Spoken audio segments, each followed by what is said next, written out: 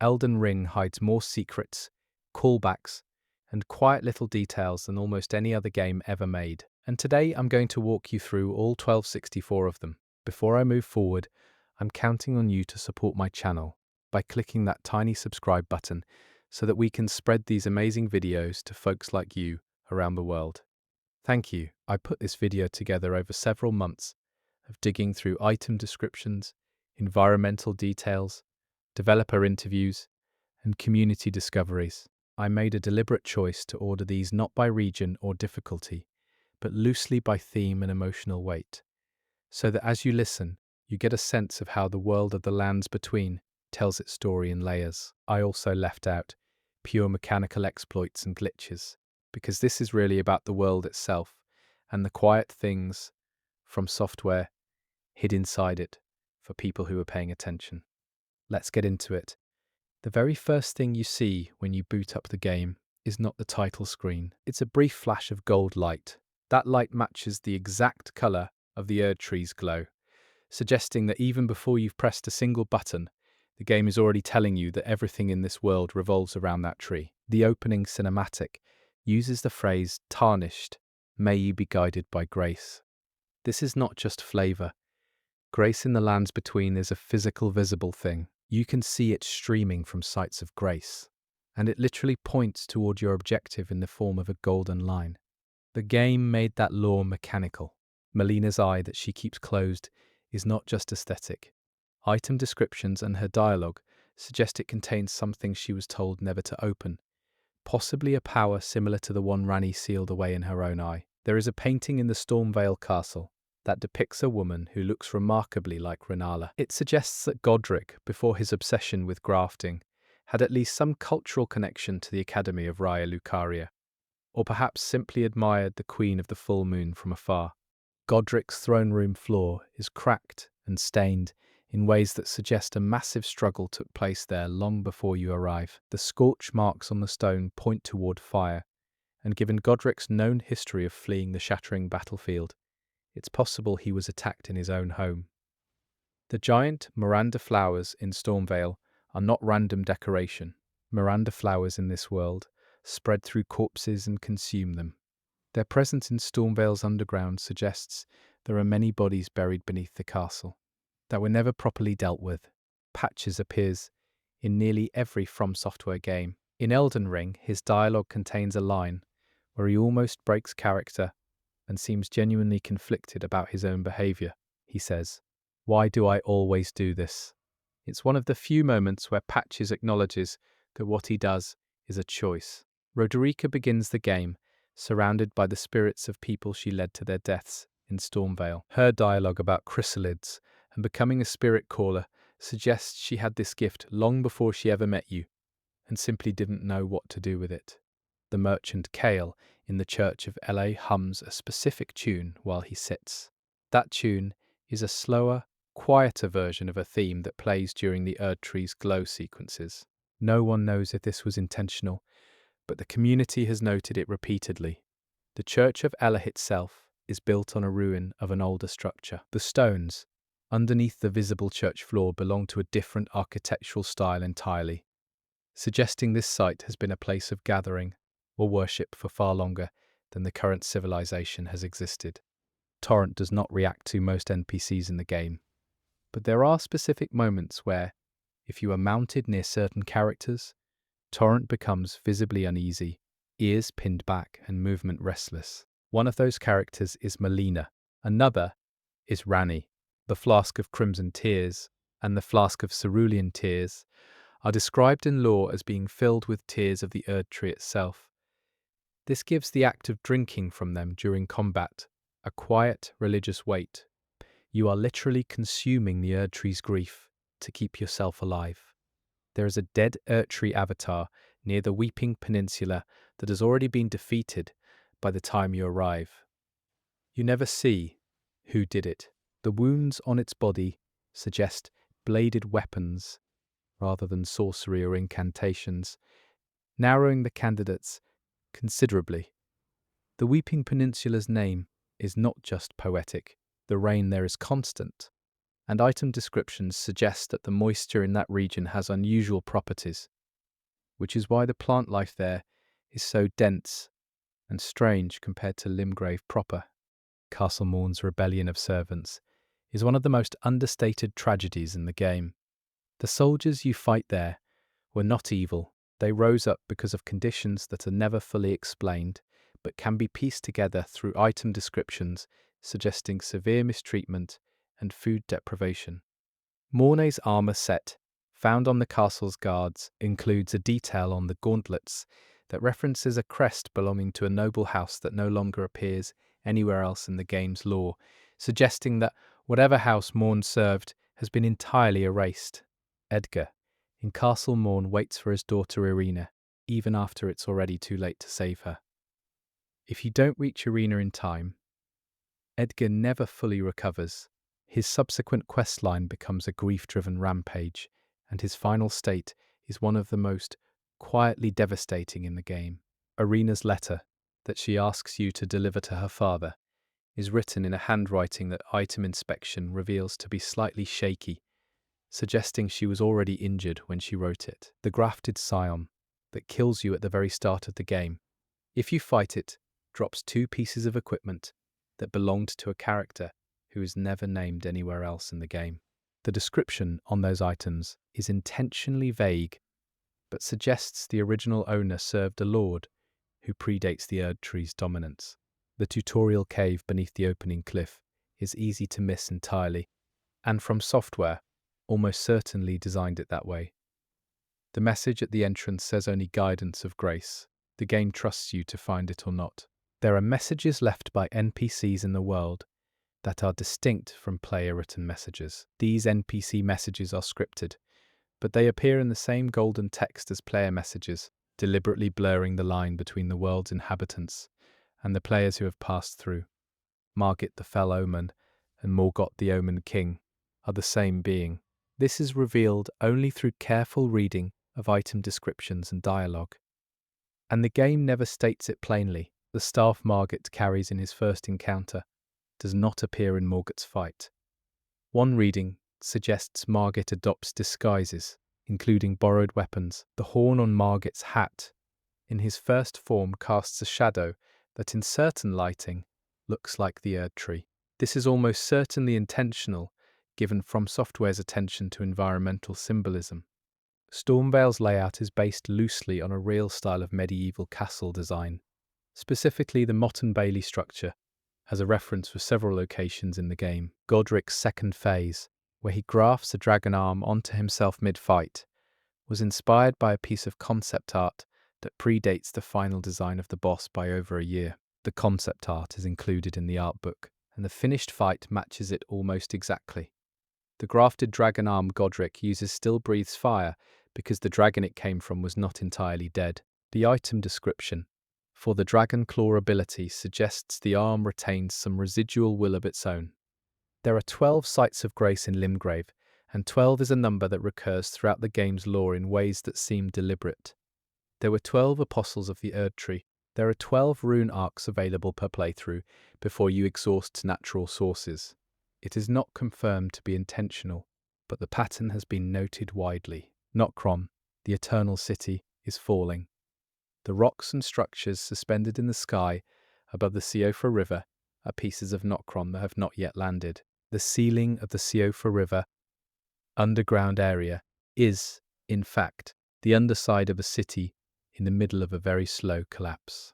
The Finger Maiden Theralina, who never appears as a living character, is referenced in item descriptions that suggest she was one of the original interpreters of the Two Fingers Will. Her name appears on exactly one piece of equipment and nowhere else. The 2 fingers in the round table hold twitches and moves only when you are not looking directly at it.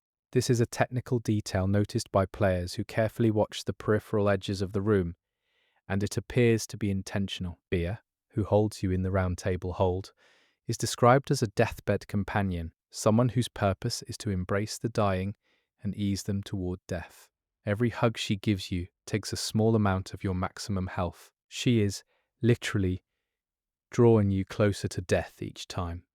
D, Hunter of the Dead, carries Abel that does not appear to make sound during his animations. The bell is described in its item entry as having had its clapper removed, because Dee believed the sound of the original bell attracted something he no longer wanted to summon.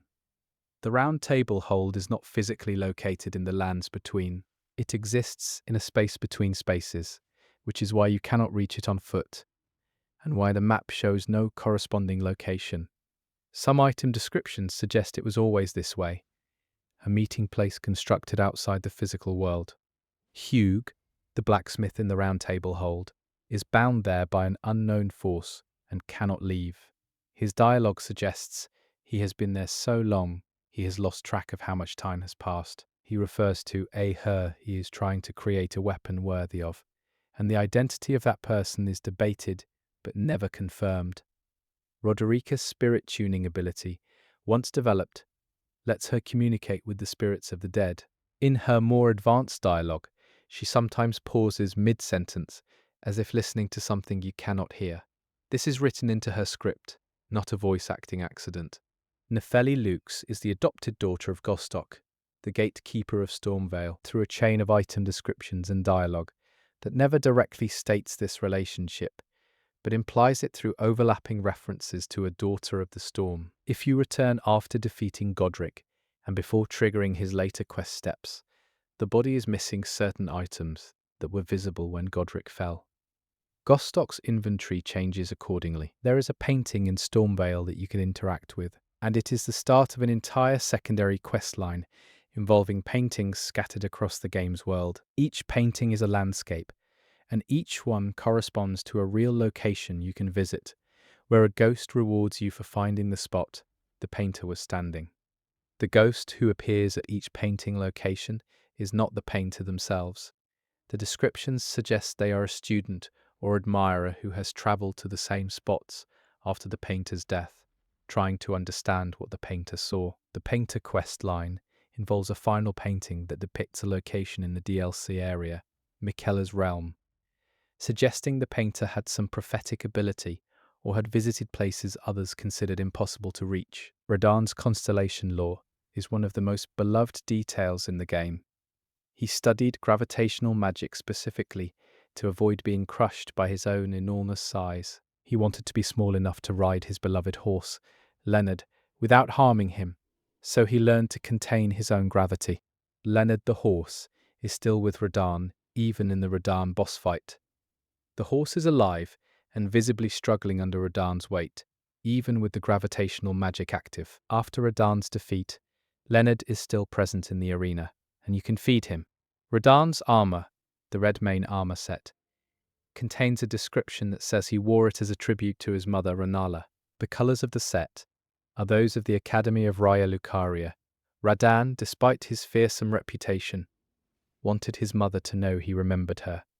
The Redmane festival held in Caelid to fight Radahn is attended by warriors from across the lands between. Their summon signs appear throughout the festival area, and if you read their equipment descriptions, each one has a backstory that suggests they travelled enormous distances just for the chance to die fighting him. Alexander the Iron Fist, the large jar warrior, considers the Radahn festival to be a sacred pilgrimage.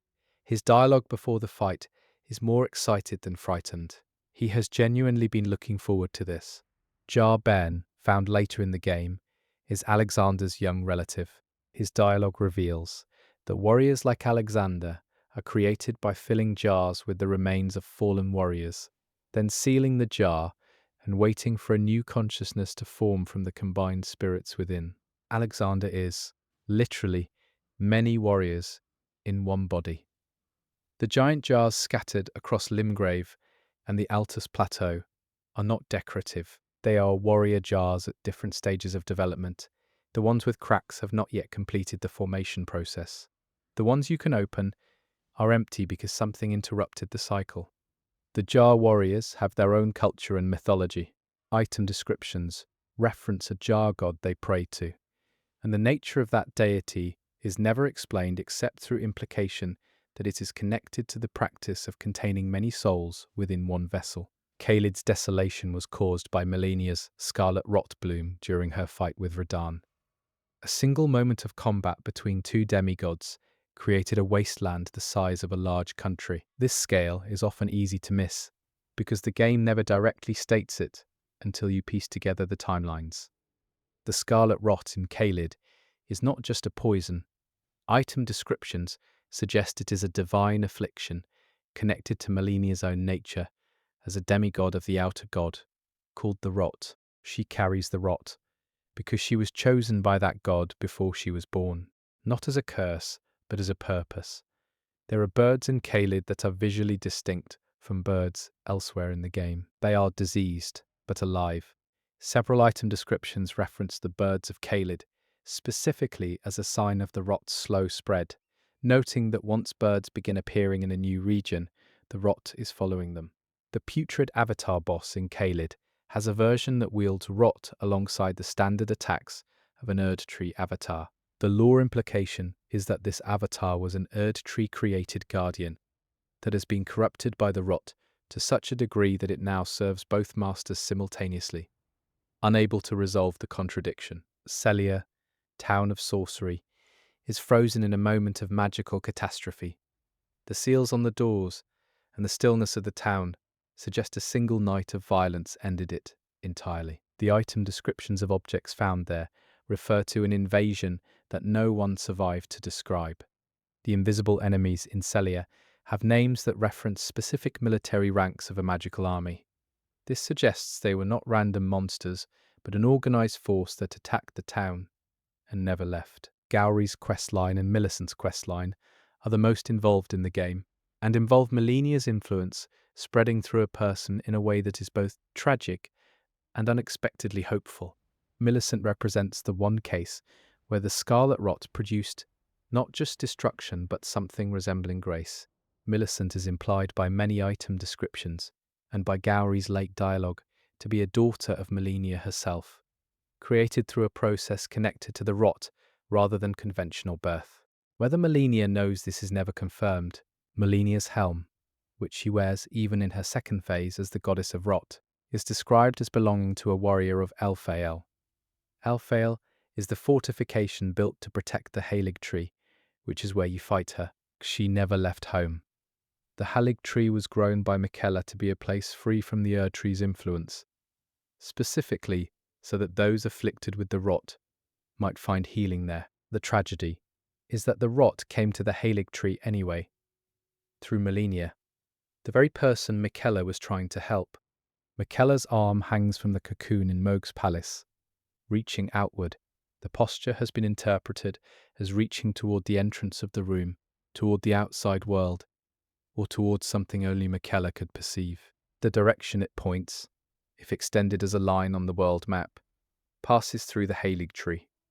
Mong, Lord of Blood, kidnapped Miquella while Miquella slept in the cocoon during a process of self-transformation. Mog interpreted this as Miquella's blessing and built an entire religion around the sleeping demigod.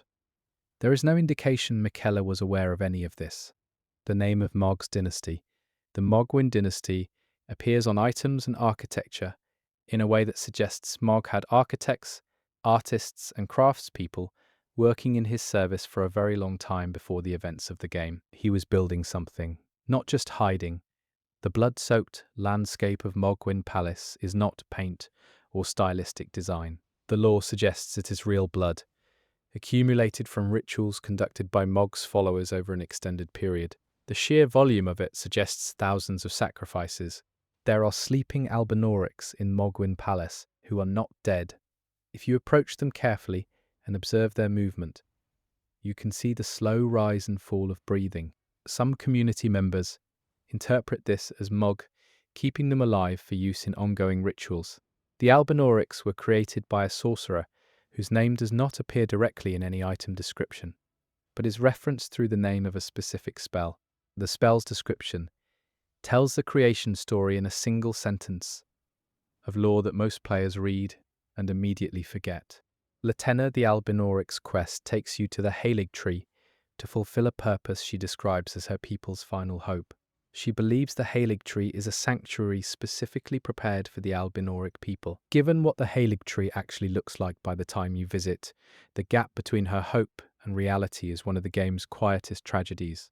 The volcano manor is built over an actual active volcano, and the heat of the building is worked into environmental storytelling throughout. Carpets near the lower levels are singed. Certain items found there described being warped by ambient heat over years of exposure. Rykard, Lord of Blasphemy, allowed himself to be consumed by the god-devouring serpent deliberately. He wanted to gain the serpent's power so that he could eventually consume the Erd tree and the greater will itself. His plan was never abandoned. He is still doing it from inside the serpent. Tanith, who runs the volcano manor, is devoted to Rykard. When you defeat Rykard, she begins eating his remains. The game gives her time to do this if you wait, and her dialogue during this act is quiet and utterly without shame. She sees it as devotion. The Volcano Manor Assassination Contract quest line asks you to kill specific named targets. Each target has a note attached to their contract, explaining why Rykard wants them dead. Several of these notes reference personal slights rather than political strategy, suggesting Rykard held grudges. Knight Bernal, who can be found at the Volcano Manor, is a former knight of the Round Table Hold who defected. His item descriptions suggest he left because he disagreed with the Hold's philosophy of following the Two Fingers guidance without question. He is one of several characters who made active choices to reject the game's central power structure. The Crucible, referenced in many item descriptions and incantations, is the primal state of the world before the Erd Tree imposed order on it. Crucible-related items suggest that the early Lands Between was a place of strange and wonderful hybrid life. Creatures that were part everything and part nothing. Crucible Knight enemies carry armor and weapons that predate the current age by thousands of years. Their continued existence is not explained in the main narrative, but is suggested through item descriptions to be a result of their near-total unity with the Crucible's power, making them effectively ageless. The Crucible incantations, which allow you to grow a tail, sprout wings, or develop armored scales, are not transformation spells. They are described as drawing out something already present in all beings, a latent inheritance from the primordial age when all life shared one essence. Maliketh the Blackblade was Marika's shadow, her bodyguard and executor of her will. The lore around him suggests he was not born, but made, created specifically to serve her and given the power to kill even deathless beings. He carries the rune of death inside the Black Blade, which he keeps at her instruction. The reason nobody can truly die in the Lands Between is that Marika sealed the rune of death away. Every spirit that should pass on instead remains trapped in the world, which is why ghost NPCs wander sites of old battles, why enemies respawn, and why the world feels perpetually populated by those who should have moved on. Sir Gideon Ofnir collects information. His entire purpose is knowledge. His armor's description says he has never raised his sword in personal combat without certainty of victory, suggesting every fight he has chosen to enter has been calculated beforehand. Gideon's betrayal of the Tarnished at the end of the game is foreshadowed in a line he says early in your interactions, where he admits that he serves the greater will not out of faith, but out of the belief that there is nothing better to serve. His betrayal is not a change of heart. It is the logical conclusion of that belief. The Elden Lord ending, where you sit on the throne with Melina or another character beside you, is described in its ending text as an age of fracture, not an age of healing. The Elden Ring has been restored, but the world has not. The ending is a beginning of something uncertain. The Age of Stars, ending with Ranni, is the only ending where a specific person has a specific plan. Every other ending either restores the existing order, destroys it, or surrenders control to an outside force. Ranni alone has charted a course. Whether it's a good one is left entirely to interpretation.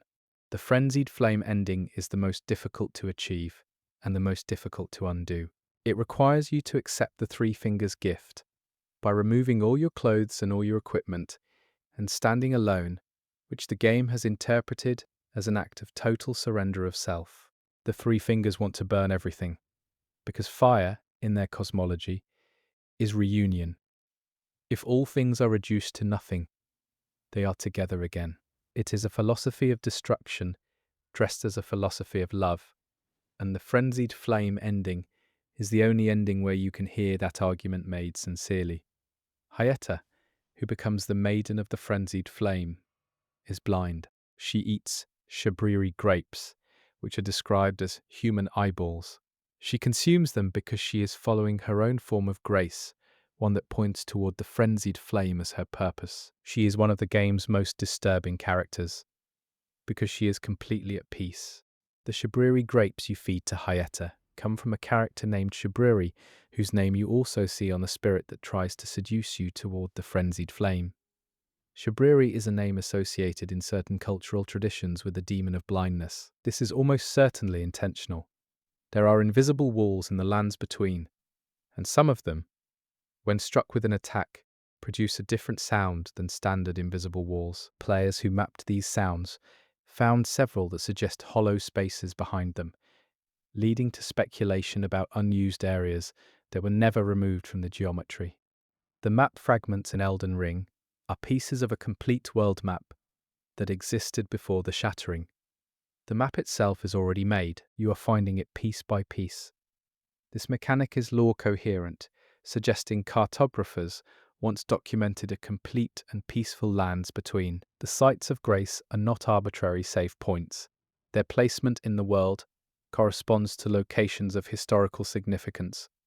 Old camps, ruins of temples, spots where important events occurred. If you read the nearby item descriptions, most sites of grace sit at places where the lore suggests something meaningful happened. The golden scarabs that drop runes when killed are described as creatures that feed on accumulated grace.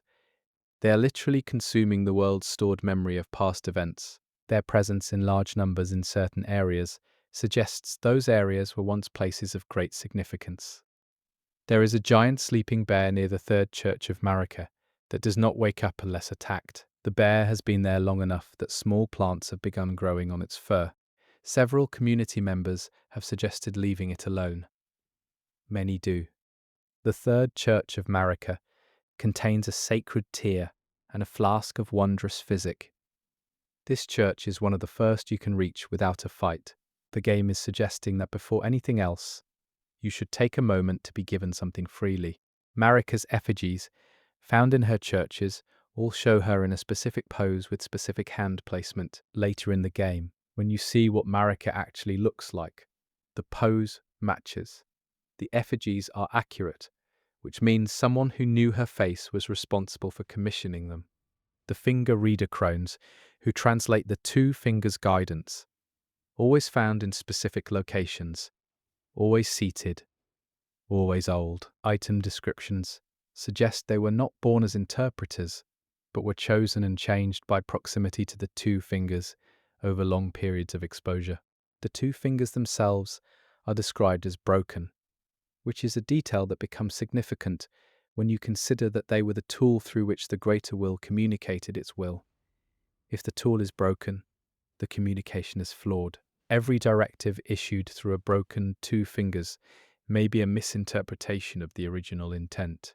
There is a version of the Elden Ring's lore where Marika herself broke the Elden Ring intentionally, not as an act of madness, but as an act of rebellion against the greater will.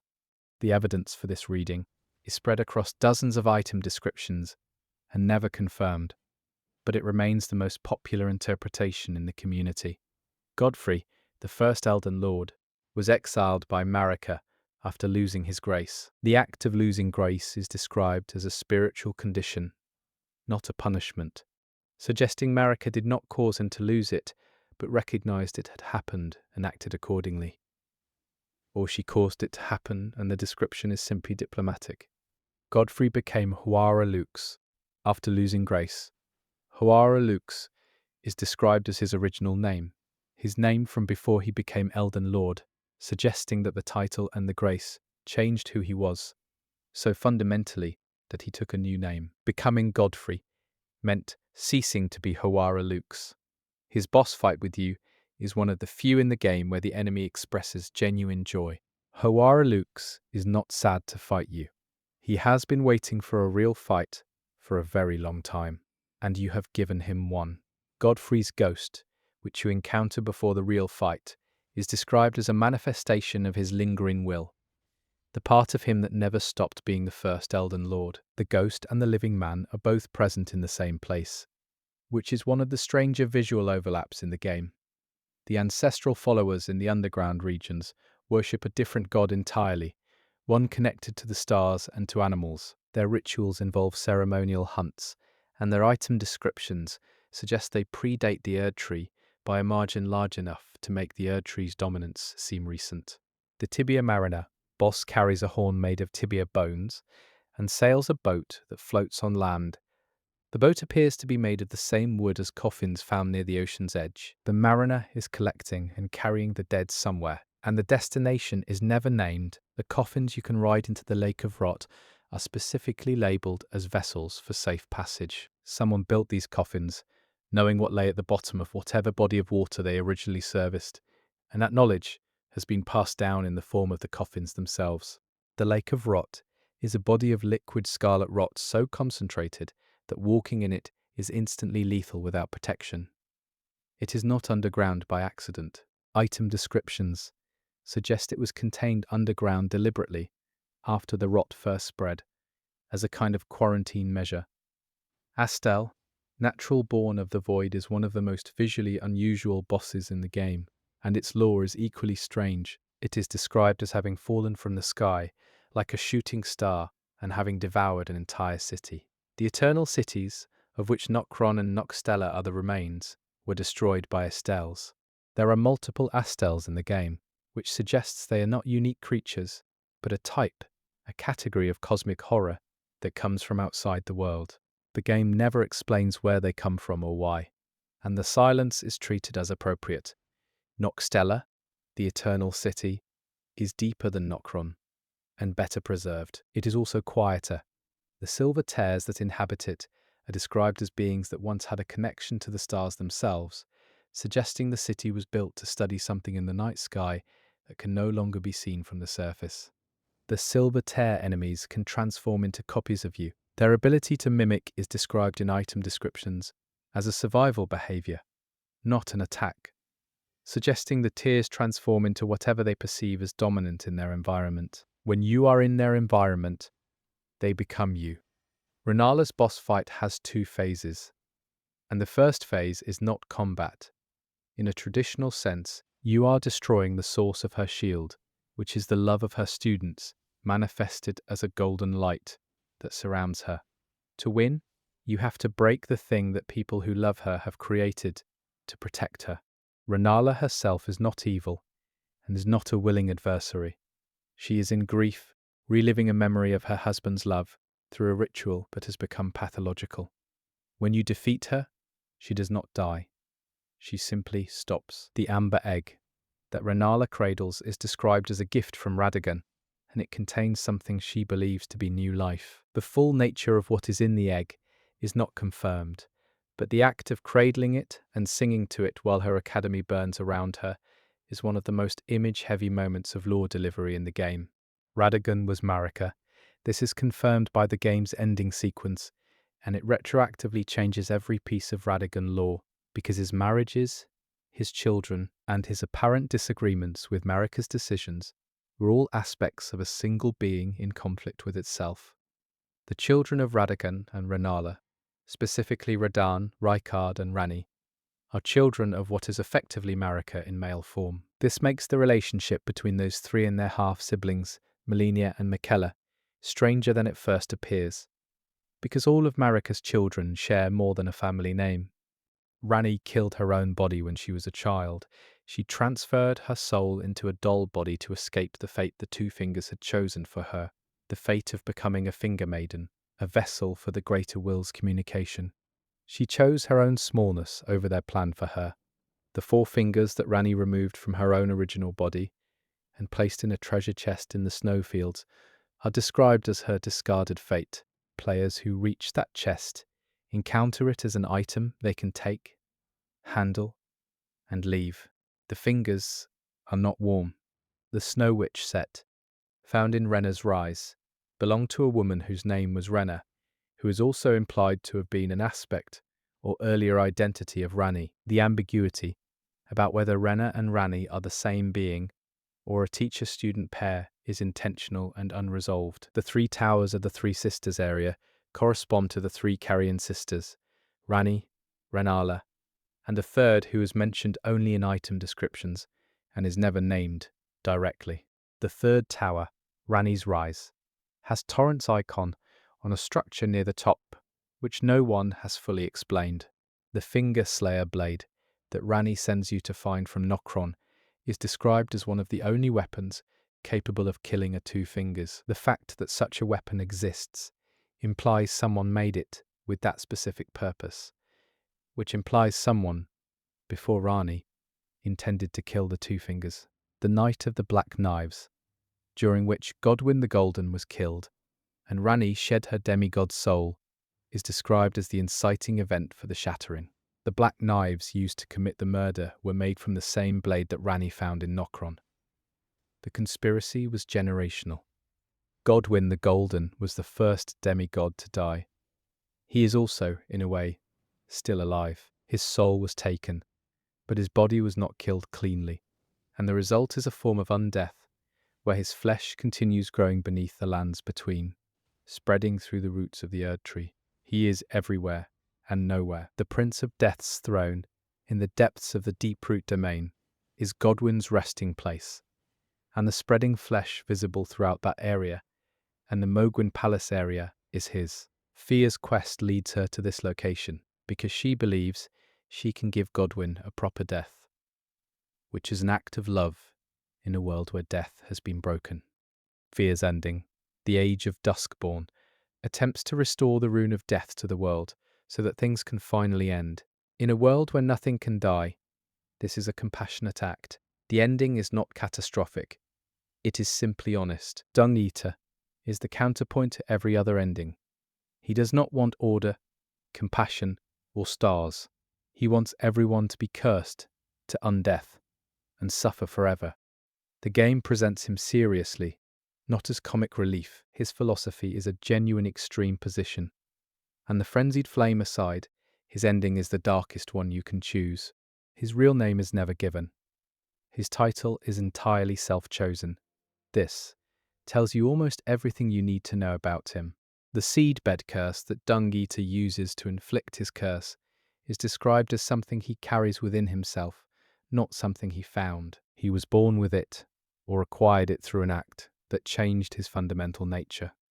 The details are left deliberately unclear, which makes him harder to dismiss. The round table hold contains a blackened room behind a fog door that you can only open after a specific point in the game, and what you find there is the aftermath of a murder you did not witness. The scene answers a question and raises two more, which is typical of how the game handles revelations. Hugh's prayer, which he mutters under his breath at the forge, is not random flavor dialogue. If you listen to the full audio without interruption, it is addressed to Marika by name. He is asking her for something. The request involves the word masterwork, which is what he says he is trying to achieve before he is freed. The Crucible Knight duo fight in Farum Azula is considered one of the hardest encounters in the game by many players, but the lore around it is understated. Two Crucible Knights guarding the same space suggests this location was considered sacred enough to require double protection during the age when they were assigned.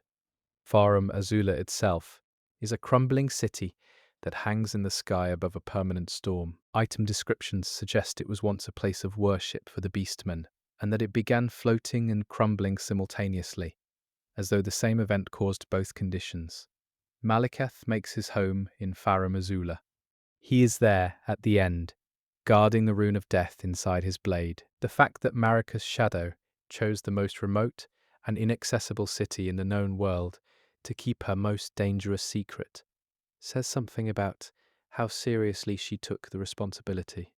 The dragon temple structures scattered throughout Farum Azula suggest a religious tradition that coexisted with the beastmen's own beliefs, possibly at conflict and possibly in harmony. The evidence exists on both sides, and the game does not adjudicate Placidusax was the Elden Lord before the current age. He served a god who abandoned this world before Marika's era.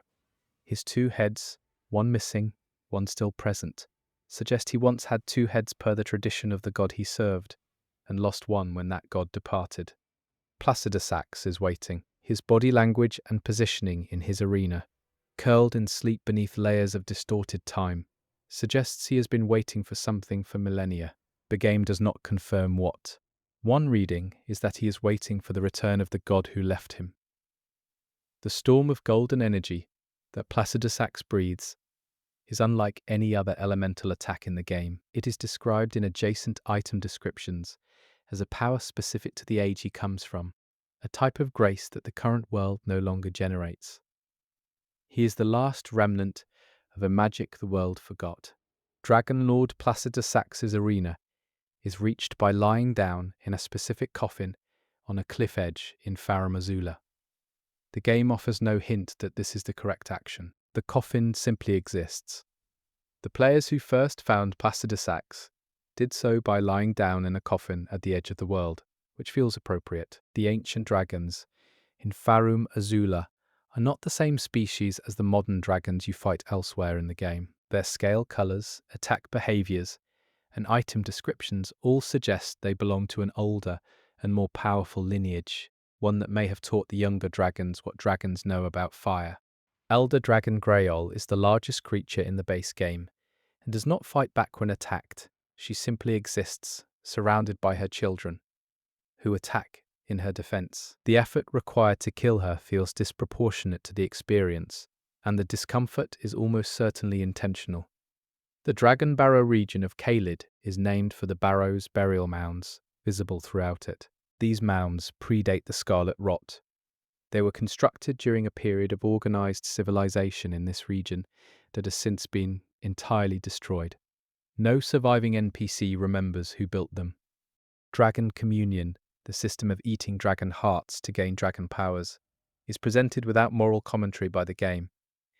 You are eating a god-adjacent creature's heart to absorb its power. The priests who facilitate this practice in the Cathedral of Dragon Communion treat it as entirely ordinary. The Cathedral of Dragon Communion is underwater, reachable through a passageway that requires navigation under the ocean near the Weeping Peninsula. Its location suggests it was hidden deliberately, and the effort required to reach it filters for who can access dragon powers. Liurnia of the Lakes sits below the former level of a much larger body of water. The ruins visible beneath the lakes are not ancient. Item descriptions suggest Liurnia flooded within recorded history, possibly during the Shattering, when the earthquakes and magical disruptions that followed Marika's act changed the landscape. The Academy of Liurnia's seal, a seal that appears on every glintstone item from that institution, contains a moon and a star in a specific configuration. The configuration matches a real astronomical event involving the moon and a star cluster that occurs approximately once per century, and the Academy's founding date, implied in lore, corresponds to such an event. The glintstone crabs in Liurnia are crabs that have absorbed fallen glintstone over generations and grown it into their shells as natural armor. Item descriptions treat this as a mundane geological process, which implies that glintstone falling from the sky and being absorbed by wildlife is something that happens often enough to become part of an animal's evolutionary history. The full moon sorceries taught at Liurnia are described as being the most powerful sorceries in the world, and their power is derived from the moon specifically, not from the stars. The distinction is important because star sorceries are available to anyone with talent, while full moon sorceries require a connection to Renala's lineage or a very specific form of natural talent that is not explained. Miriel, Pastor of Vows, is a turtle pope. His item descriptions reveal that he has been present at the Church of Vows since before the Shattering, that he has recorded the oaths of countless individuals, and that he considers his role to be a sacred calling. He is also entirely indestructible, which is either a miracle or a deliberate design choice that the game refuses to clarify. The Church of Vows holds an celestial dew that can restore NPCs you have killed by accident or in ignorance. The game provides exactly one of these items in the world without a purchase, which suggests the developers anticipated exactly one significant mistake per playthrough. Patches appears in the Church of Vows for a brief period of time if you have progressed his quest line far enough. His dialogue there is different from anywhere else. He sits quietly near the turtle and says almost nothing. It is the only time in the game that Patches seems to be thinking instead of scheming. Bok the Seamster begins as a demi-human disguised as a tree, and if you strike the right tree in the right forest, you free him. His quest line involves restoring his self-worth after his people rejected him for not being able to craft like they could. He becomes your personal tailor and thanks you for seeing him when no one else would. Bok's questline has an ending where he can wish to be remade into a human form using a larvaltir, and you are given the choice of whether to allow this. Melina's dialogue, if you speak to her about Bok's wish, is one of the most quietly moral moments of commentary in the game, delivered without judgment. The larval tears scattered throughout the game are described as the husks of creatures called silver tears that have hardened after death into something that resembles a brain. They allow beings to change their fundamental form. The number of them in the world suggests that transformation in the lands between is treated as a basic right rather than a miracle.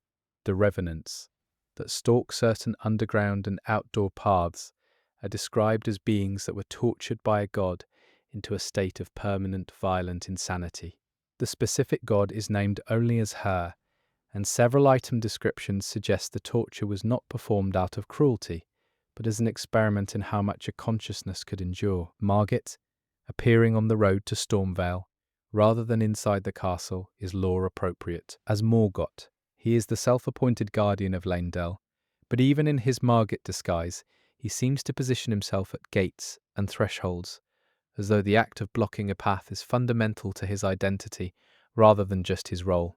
Morgott's monologue, when you defeat him, is genuinely sad. He calls the tarnished vermin, he calls the Erd Tree his mother, and he expresses total devotion to a power structure that has treated him as a monster his entire life because he was born an omen. He dies, serving the thing that hated him for existing. Omens are people born with horns, which is a mark of the Crucible's influence, the primal life essence that predates the Erd Tree. The Erd Tree's order considers this a deformity and a bad omen, hence the name. Omens are kept in sewers beneath the capital or used as labour, and then discarded. The subterranean shunning grounds beneath Leyndell are exactly what the name suggests. Every omen who was born in the capital was shunted down there. The population of the underground is the discarded population of the surface, and the more time you spend below, the clearer that parallel becomes. The Leyndell sewer system includes architectural details that match the surface city above, columns in the same style, doorways of the same proportions.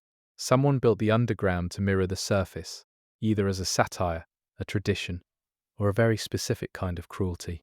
Leyndell, royal capital, is built around the body of a dragon. Farum Azula and Leyndell are connected through this dragon whose corpse became the western wall of the capital. The dragon is named Grandsax, and its ancient lightning bolt weapon is still embedded in the city's architecture at an enormous scale. The ancient dragon Lanciax appears in both the Altus Plateau and the mountain tops of the giants, always descending from the sky with a divine lightning incantation that looks exactly like the lightning of the ancient dragons in Farum Azula. She is not attacking the land, she is mourning it. The incantation, called Lanciax's glaive when you learn it, is described as a ritual of remembrance, not a weapon. Lanciax and Grandsax share a name suffix that in the game's naming conventions indicates familial or species relationship. They are likely siblings. The fact that Lanciax is still flying and Grandsax has been dead long enough to become part of a city's architecture says everything about how the world treats living history. The Erd Tree itself grows from a location in Leyndell that corresponds to where the Elden Ring is contained in the roots. This makes the Erd Tree not a tree in the biological sense, but an emanation of the Elden Ring's power, a visible expression of the law that governs the world. When you burn it at Melina's insistence, you are burning the world's operating system. Melina's offer to burn the Erd tree is described as her forbidden purpose. She was created for this. Who created her for this purpose, and why it was forbidden is left in deliberate ambiguity. But the most supported reading involves Marika knowing the Erd tree might need to be burned someday and preparing for that possibility. The burning of the Erd tree, called the Flame of Ruin, is an ancient catastrophic fire that was once used to nearly destroy the world. Melina uses it. The implication is that she is not just a guide, but a weapon that Marika prepared and set aside for a specific moment. The giants on the mountaintops of the mountains guarded this same flame of ruin for exactly the reason the name implies. Their culture, their religion, and their identity were built entirely around containing this fire so it could never be used again. When Marika had them slaughtered, she removed the protection so that the fire could eventually be accessible. The last giant, Shabriri's war jar Alexander adjacent friend, which is the fire giant you fight, has a cage around his eye. The cage is not a punishment, it is a vessel. The eye of the last giant contains the flame of ruin, and the giant has been keeping it alive and contained in his own body because there is no one else left to do it. The fire giant has one leg. Godfrey, during the Shattering era, severed it. The giant has been standing and moving on one leg for what the timelines suggest is hundreds of years. The visual of this fight is not just dramatic, it is a portrait of endurance beyond reason. The giant's eye, when you defeat him, cracks open and releases the fire. He dies. The fire goes to the Erd tree. This is the exact event that needed to happen for you to reach Marika, and a giant spent centuries keeping himself alive in agony so that this moment could occur. Whether he knew this was his purpose is not answered. The Forge of the Giants is where you sleep before entering the capital's inner sanctum. Melina burns herself to light your path. The animation of her doing this is one of the few moments in the game where the camera holds still and asks you to watch something happen without distraction. The inner sanctum of Leyndell, called Crumbling Farum Azula in a later version accessed through a different path, represents the reality beneath the golden surface of the capital after the Erd tree burns. The gold turns to ash.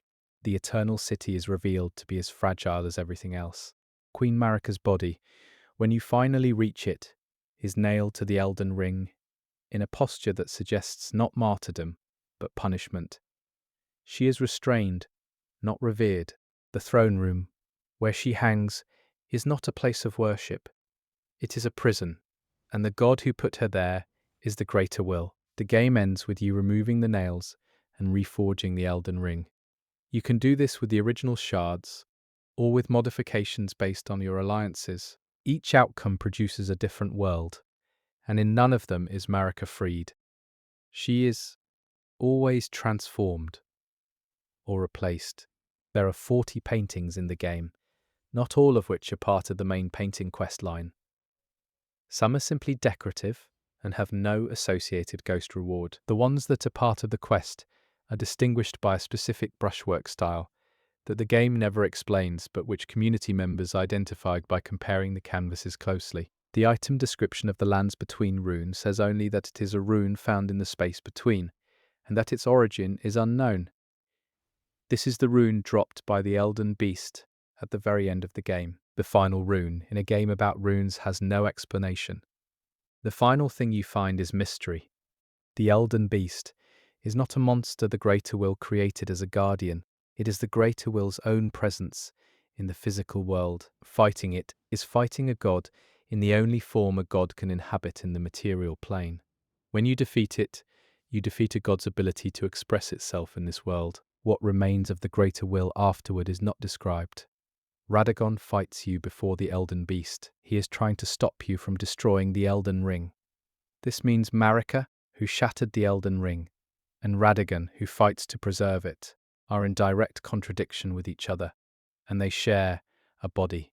The ending of the game is a resolution of a conflict that was internal to a single being for its entire duration. The final boss arena, the fractured Marika arena, has no floor except for the shattered pieces of the Elden Ring. You fight on the ruins of the thing you have been seeking. The metaphor is available to you and also not required.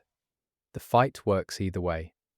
Stormvale Castle has a room accessible only through a window that players found by walking along an exterior ledge. Inside is a chest with a note that describes a betrayal within the castle's guard, one that has no connection to any main quest, any NPC, or any other item in the game. It is a complete story in one item description, placed somewhere most players will never go. The isolated merchant, on the cliff above Liurnia, sells an item called a note, Waypoint Ruins, that mentions a scholar who went mad. The scholar is Selen. The note predates your meeting with her, but can be purchased before or after. If purchased after, it recontextualizes her introduction retroactively. Selen's questline ends in one of two ways, both involving her transformation into something the game refuses to fully explain. The merging she undergoes connects her physically to the glintstone that powers all sorcery, which according to the lore was once a part of the greater star system that the Academy studied. She becomes what she spent her life trying to understand. The prawn miners in the Altus Plateau were once soldiers of a different era, reanimated and put to work in the mines by a necromancer whose name appears in the mine's key item description. They are not undead by curse. They were brought back deliberately for labour. The necromancer is long gone, and they are still working. There is a mine in Limgrave whose deepest level contains a boss that guards an item connecting to a specific NPC quest. If you reach the boss without having started the quest, the item is still there. The quest exists around the item, not the other way around, suggesting the item came first, in development. The Clean Rot Knights who guard Malenia's domain are described as having achieved a form of the Scarlet Rot immunity through devotion alone. Their faith in Malenia was strong enough to protect their bodies. This is one of the clearest examples of divine faith having material effects in a world where divinity is ambiguous. The Clean Rot Knight armor set describes the cleaning cloths they carry for purifying rot-touched surfaces. The name Clean Rot is therefore both a description of their role and a statement about what they believed they were doing in service of Malenia, managing and containing the very thing their god embodied. Malenia says, during her fight, that she has never known defeat. This is true within the game's timeline. Radahn was the closest, and that battle ended in mutual destruction, with both combatants surviving in damaged states. No one has beaten Malenia in her own continuity, until you do. The Scarlet Aeonia, the flower that blooms from Malenia's body at the start of her second phase, is a real flower type name. The Aeonia in botanical language refers to a bloom associated with permanence. The flower that blooms from Malenia's death is permanent in the sense that the rot it releases never fully ends. Malenia's second phase name is Malenia, goddess of rot. This title was not given to her by others. It is the designation of the outer god that claimed her. She is not called this because humans worship her as a rot goddess. She is called this because the rot itself has elevated her. The Halig Tree Medallion needed to reach the consecrated snowfields, and eventually the Halig Tree is split in two. Half is with Albus, an elderly Albinoric disguised as a pot in the village of the Albinorics. The other half is in Castle Sol. Someone split the medallion and gave each half to a different keeper, for exactly the reason the game implies: safety through division. Castle Sol's commander, Commander Niall, is a veteran soldier with 2 Iron Virgin minions and a missing leg. His dialogue before the fight is not threatening. He is tired. He is doing his job. The fight has the feeling of a final stand by someone who stopped believing in the cause long ago, but committed too completely to stop. The Iron Virgins, the spike-covered female figures that serve as minions in Niall's fight and are found throughout certain noble estates, are described as executioners built by Miquella for the Halig Tree's protection. Their name is written in old Elden Ring lore as a critique of a specific kind of cruelty, dressed as purity. Saint Trina, the sleeping maiden referenced in items related to sleep-inducing items and spells, is widely theorized to be an aspect or identity of Miquella. The evidence involves shared attributes, shared associations with kindness and gold, and an item that connects Trina's presence to the Halig Tree. directly. The Trina's lily flower that produces sleep effects is found predominantly in the consecrated snowfields near the path to the Halig tree. The flower blooms only in cold conditions, suggesting it was cultivated for this specific environment, which supports the connection to Michela's work. There are two messages written in rock formations and terrain in the lands between that players discovered from above using photo mode. These formations, when seen from the correct angle, spell words in an ancient script referenced in the game's lore. The words have been translated by community members as meaning remember and return. The Grace Mimic, an enemy that looks like a sight of grace from a distance, is one of the few enemies in the game that uses the player's own navigation instincts against them. The game's UI trains you to move toward golden light. The Grace Mimic weaponizes that training. It is a design that makes the world feel actively attentive. The walking mausoleums that carry the bodies of dead demigods across the landscape are enormous enough to walk through. Inside each one is a spirit of the demigod whose body it houses, and approaching the body allows you to duplicate remembrances. The mausoleums are not random. Each one carries a specific demigod, and their walking routes can be traced on the map to areas associated with that demigod's life. The skull-like decorations on the outside of the walking mausoleums break off when you attack them. Once all the skulls on the legs are destroyed, the mausoleum kneels, and you can enter. The skulls are described as wards against spirits, and by destroying them, you are allowing the spirits of the dead inside to be contacted. The mechanic is the lore. There are 22 named NPCs, whose full names, when arranged by first letter, spell nothing at all, which the community confirmed after 2 years of trying to find a hidden acrostic. The search itself became a small community tradition. The music that plays in Nocron changes key halfway through depending on which direction you are facing. This was confirmed by audio analysis from community members, who noticed the tracks behaved differently during exploration versus combat preparation. No official explanation has been given. Commander O'Neill in Caelid, who guards the swamp of Liurnia where Melinia's rot first bloomed, has one of the longer pre-fight monologues in the game. He is addressing soldiers who are not there anymore. He is giving orders to a company that has already been destroyed, unable to stop commanding out of habit or grief. The Elden Ring's opening narration by Marika is the only time her voice is heard speaking directly to you. Every other time you encounter Marika, she is silent or represented through others. The opening words are the only ones she chose to give you herself, and they are a greeting and a command and a farewell all at once. There are candles in the lands between that have burned for so long their wax has pooled into shapes that the art team modelled with specific intent.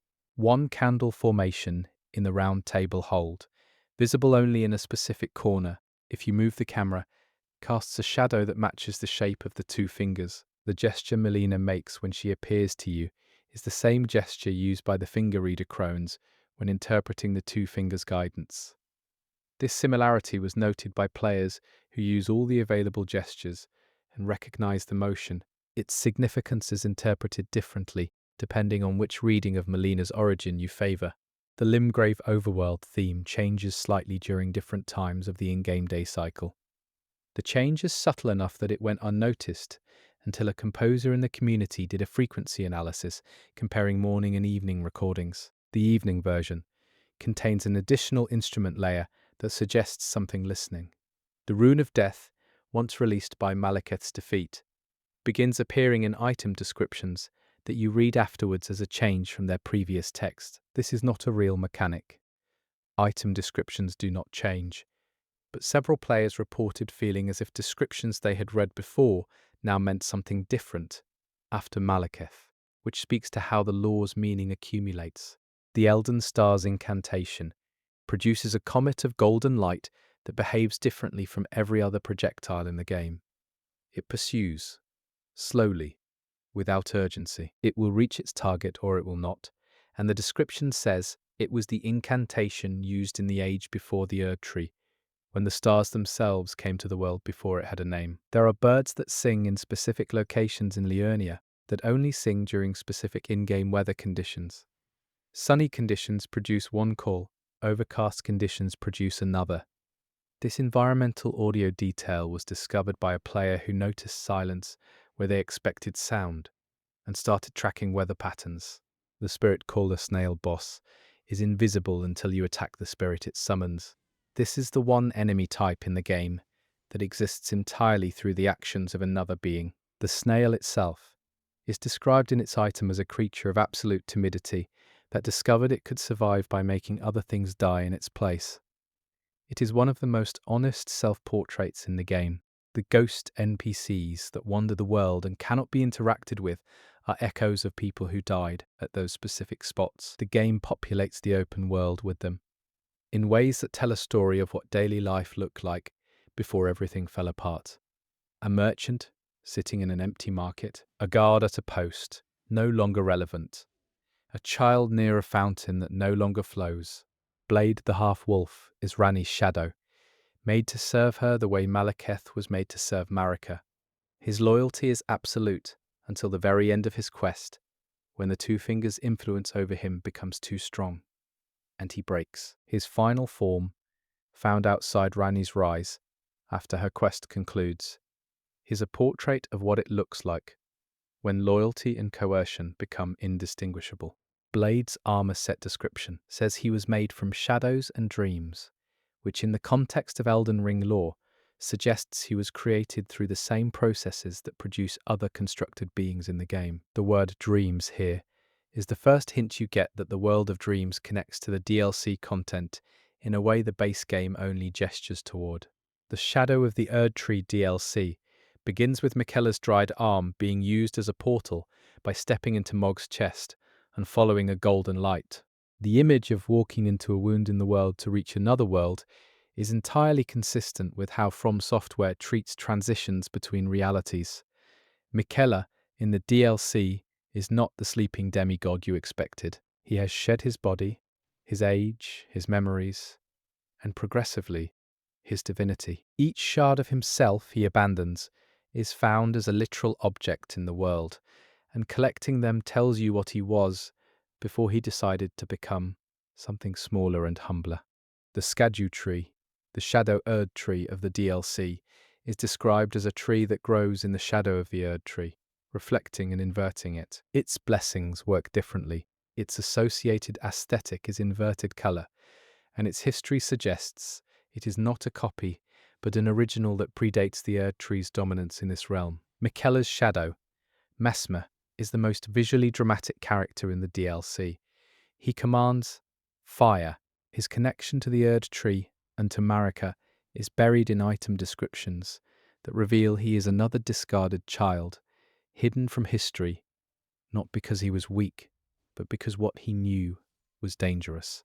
Mesmer's revelation that he knows the truth about the Erd tree's founding and what Marika did to establish it is delivered across a series of item descriptions rather than a single cutscene, which makes discovering it feel like excavation rather than exposition. The Land of Shadow, where the DLC takes place, is a world that exists in the Erd tree's shadow, literally and figuratively. The sun there is not the same sun. The Erd tree there is not alive. The beings who populate it have been living in what the item descriptions call a managed forgetting, a deliberately cultivated ignorance of what their home once was. The horn-sent people of the Land of Shadow are the descendants of a civilization that Marika destroyed to establish the Erd tree's dominance. Their physical horns mark them as crucible-touched beings, and Marika's suppression of crucible traits in the main world is reflected in the complete erasure of the horn sent from history in that same world. There is a ghost NPC in the DLC who appears near the horn-sent ruins and repeats a single phrase in a language that the subtitles transcribe as broken and partial. Community translators working with the linguistic patterns of other in-game languages proposed a reconstruction of the full phrase, which they believe translates as, "We were here before the light was given a name." The Cerulean Coast in the DLC is the most visually serene area in the game, and its item descriptions are some of the most melancholy. The coast was once a place where beings who could not die came to rest near the water because the sound of the ocean reminded them of something before their time, something they could not name. Commander Gaius in the DLC fights on a boar mount rather than on foot, making him visually and mechanically unlike any other commander in the game. His description reveals he is one of the few soldiers who participated in the original conquest of the Land of Shadow, and is still alive, which means he is old enough to remember what the land looked like before Marika changed it. There are chairs in the DLC's Great Enemy fortifications that are sized for beings much larger than the standard humanoid enemies who occupy those spaces. The chairs are not described in any item text, they simply exist, suggesting the buildings were once inhabited by a type of being no longer present in the world. The Divine Gate that Miquella is walking toward at the end of the DLC is described through Miquella's own collected thoughts as a passage to a place where gods are made, not born. He wants to become a god by choice rather than by inheritance. The game ends before you learn if this is possible, or if it ever was. Radahn's revival as Consort Radahn in the DLC is one of the most controversial story decisions in the game's lore community. Some readings interpret it as Miquella using his ability to charm and compel to resurrect and bind his dead half-brother to serve as a vessel for a god's power. Other readings suggest Radahn consented. The item descriptions support both readings, without confirming either. The final boss of the DLC, Radahn as the Elden Beast's heir, uses attacks that combine star magic with Elden Ring scale gravitational force. The visual effect of a demigod channeling the power of a god that channeled the power of an even greater force is one of the most technically ambitious encounters in From Software's catalogue. The ending of the DLC, in which Miquella does or does not achieve his goal, depending on your interpretation of the final frames, mirrors the ambiguity of the main game's endings. The series does not resolve, it restates the question more precisely. There is a tree in the consecrated snowfields with a name carved into its bark. The name does not match any NPC in the game. It is not explained. It was added in a patch and the patch notes do not mention it. The community has accepted it as a deliberate mystery and stopped expecting an answer. The gravity of Radahn's gravitational magic, when measured by community physicists using the game's physics engine, corresponds to a mass that would be appropriate for a small moon. This calculation assumes the engine's physics are internally consistent, which is not guaranteed, but the numbers work. The tutorial messages written on the ground near the beginning of the game use a slightly different font weight than player messages. The difference is invisible at normal resolution and was discovered by someone playing at 4K and capturing screenshots for a graphics comparison. Ranni's doll form is approximately the size of a human child. Her original body, the one she discarded, was the same size as a normal adult. The smallness of her doll body, relative to her surroundings, is a constant visual reminder that she made herself smaller on purpose to escape a destiny that felt too large. The Raya Lucaria Academy's rotating sections are powered by a mechanism that, when examined through the game's model viewer by community modders, contains a fully modelled internal gear structure that is never visible during normal play. The gears are accurate to the visual rotation of the exterior. No one knows why they were modelled. The glintstone pebble, the most basic sorcery in the game, has an item description that says it contains the memories of the cosmos. Every advanced sorcery in the game builds on this foundation. The most powerful magic in the world starts with a pebble that remembers everything.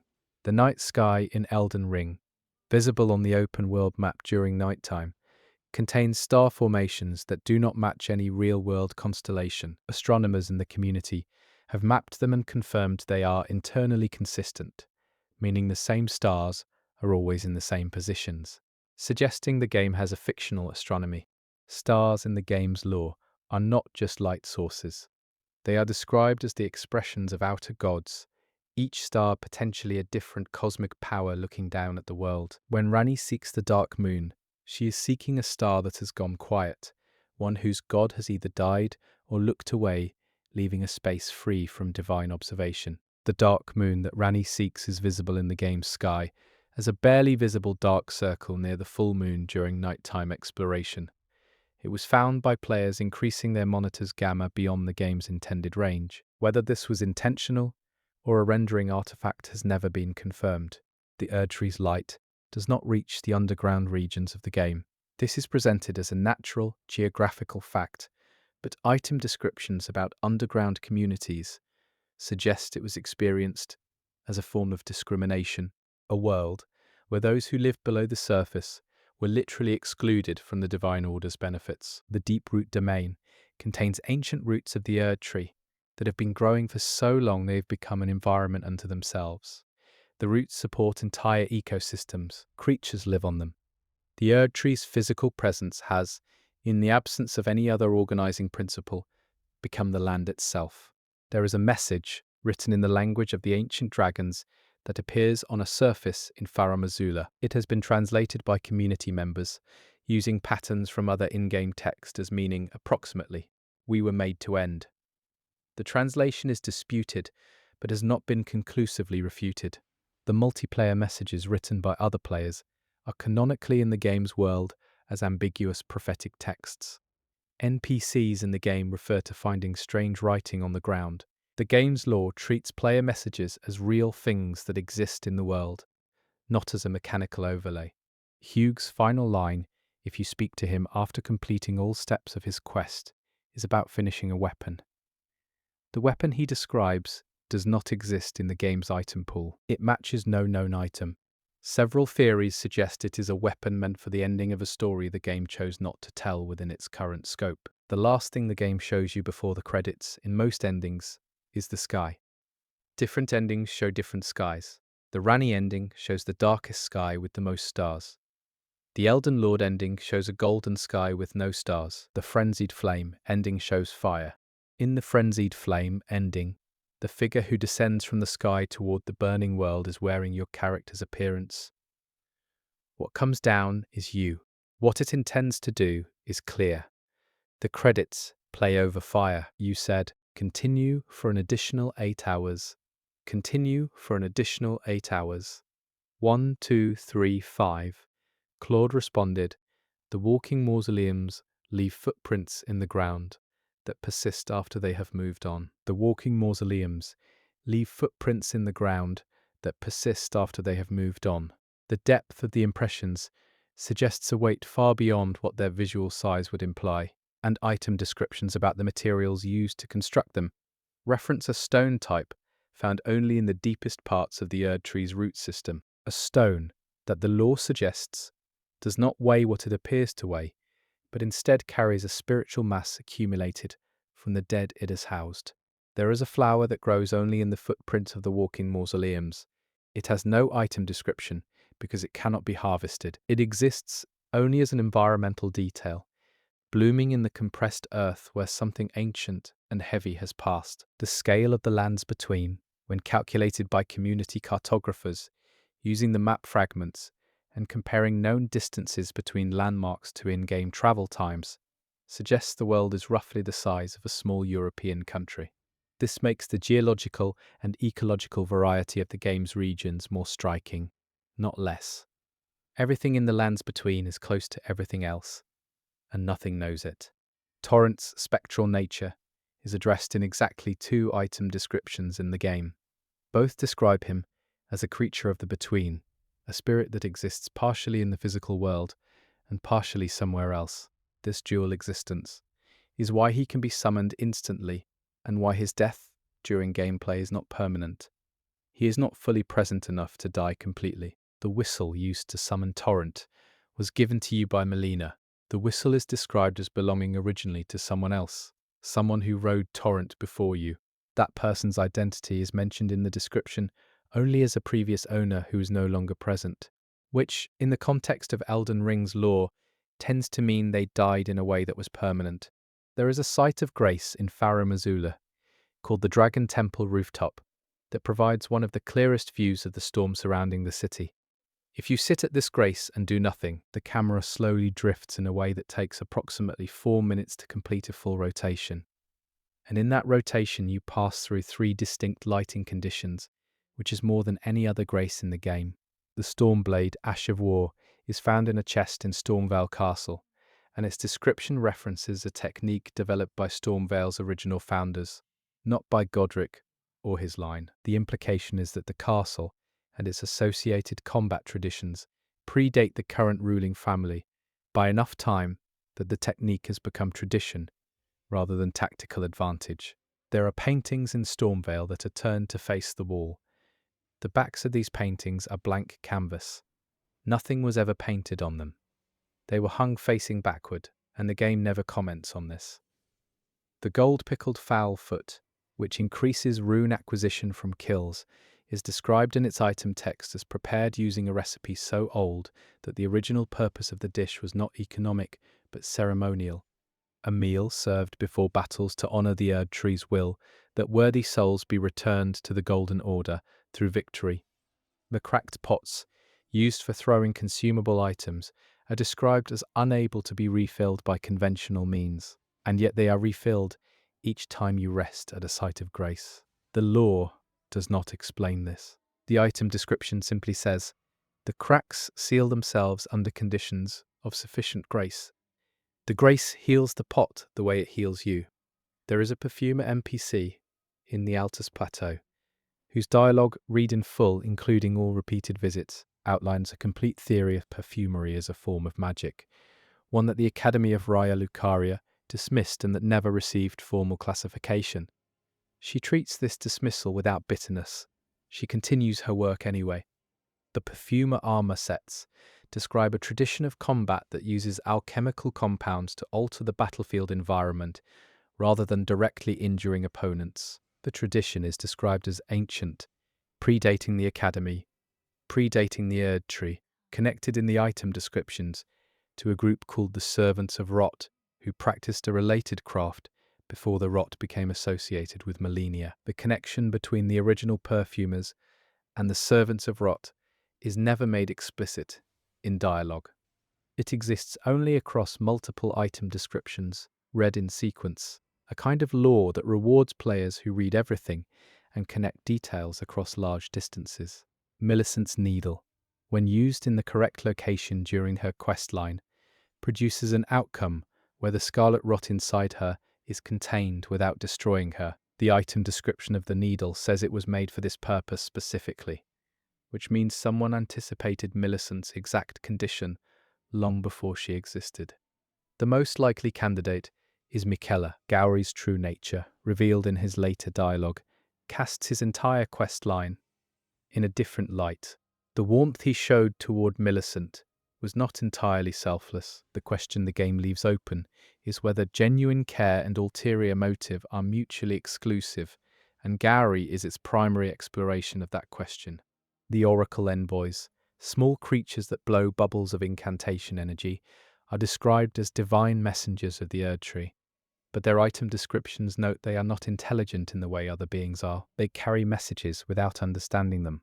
This is presented as a feature rather than a limitation. The large Oracle Envoys found in certain underground regions are described as elder versions who have accumulated enough grace to amplify their messages to enormous scale. Their bubbles, when they connect, deal damage appropriate to divine intervention rather than the gentle nudges of their smaller kin. The scale of the message has grown, but the messenger still does not understand it. There is an underground region, accessible through a well in East Limgrave, that contains a minor Erd Tree and a surrounding ecosystem that appears to have been thriving in complete isolation for a very long time. The creatures there are not aggressive by default. They became aggressive only because something disturbed them recently, and the item descriptions suggest the disturbance was you entering. The abandoned cave in Caelid contains a message written on the wall in the script used for item names, not in player message format. The message is a location marker left by someone exploring before you, noting a danger ahead that they considered significant enough to warn others about. There is no mechanic associated with this warning. It is simply a note. The shaded castle in the Altus Plateau is the most overlooked major location in the game by many players. It sits in a poisoned swamp, has no major NPC quest attached to it, and contains a boss who is not remembrance-worthy. Its item descriptions, however, contain some of the most detailed social history in the game, describing a noble family whose internal collapse mirrored the shattering in miniature. The valiant gargoyle duo in the Siofra aqueduct guards the path to Nokrom. Their item descriptions say they were constructed to protect the waterways that supplied the eternal cities, which means they predate the city's collapse by the time required to build and install permanent guardians. The gargoyles have been doing their job long after the cities they served ceased to function. The waterway they guard still flows. Somewhere, water is still being moved through infrastructure that was built by a civilization that no longer exists. And the guardians are still at their post. There are bloodstains in the Siofra River region that do not correspond to any enemy or boss in that area. They appear in locations that suggest a battle occurred there. But the enemies present now are not combatants. The bloodstains are environmental evidence of something that happened before the current occupants arrived. The giant lobsters in Liurnia and the Altus coastlines are not native to those regions. Their item descriptions reference an origin in the deep ocean and suggest they moved inland after the flooding of Liurnia changed the available territory. They are ecological refugees in a game about political refugees. There is a cookbooks item in the game called Missionary's Cookbook, and its description references a religious order that travelled the lands between, converting people to the Erdtree's faith. The cookbook is not about religion, it is about food. The missionaries cooked for the communities they were converting, and the cooking became the tradition while the religion was forgotten. The Nomadic Warriors cookbook series spans the entire game and references a culture of wandering fighters who treated culinary knowledge as tactical knowledge. The later cookbooks in the series become increasingly specific about which regions they pass through, and their path as described in sequence traces a route that passes through every major region of the lands between, in a specific order that community members have mapped as a kind of grand tour. Bernal's armor description, read after his death in the crumbling Farum Azula, reveals that he was not disillusioned with the Round Table hold the way his early dialogue implies. He was disillusioned with the Tarnished as a concept, the idea that any Tarnished was worthy of becoming Elden Lord. He made an exception for the player only in the moment before he tested them. And the test killed him. There is a message Bernal leaves in the world that you can find before meeting him. It describes the road to Farum Azula in practical terms, giving directions and warnings. If you find this message before encountering him, his later betrayal is accompanied by the cognitive dissonance of someone helpful having become hostile. The game does not draw attention to the connection. Diet-touched catacombs in Limgrave contains a black knife assassin's imprint, not the assassin herself. The imprint is a lore object that describes a technique for moving without leaving traces, except for the one trace they cannot hide, which is the warmth of where they stood. The imprint in the catacombs is warm. The black knife assassins who killed Godwyn the Golden used blades cut from the rune of death. The cutting of the rune was described as an act of ritual violence performed on the fabric of reality itself. The blades have been slowly deteriorating ever since, because reality does not want to stay cut. There is a painting style used only for the portraits of Marika found in her churches that differs from the style used for all other painted portraits in the game. Community artists analyzed the brushwork in the game's environmental textures and identified the Marika portraits as belonging to a distinct school of painting that does not appear anywhere else. The implication is that she had a specific court painter. The church fires throughout the lands between, churches that are burned and abandoned, are concentrated in regions that had the highest recorded resistance to the Erdtree's expansion. This pattern is visible on the map when you mark every burned church location. No NPC states this connection. The map does. There is a ladder in Stormvale Castle that leads to a room with no exits other than the ladder you came from. The room contains a single item and a single note.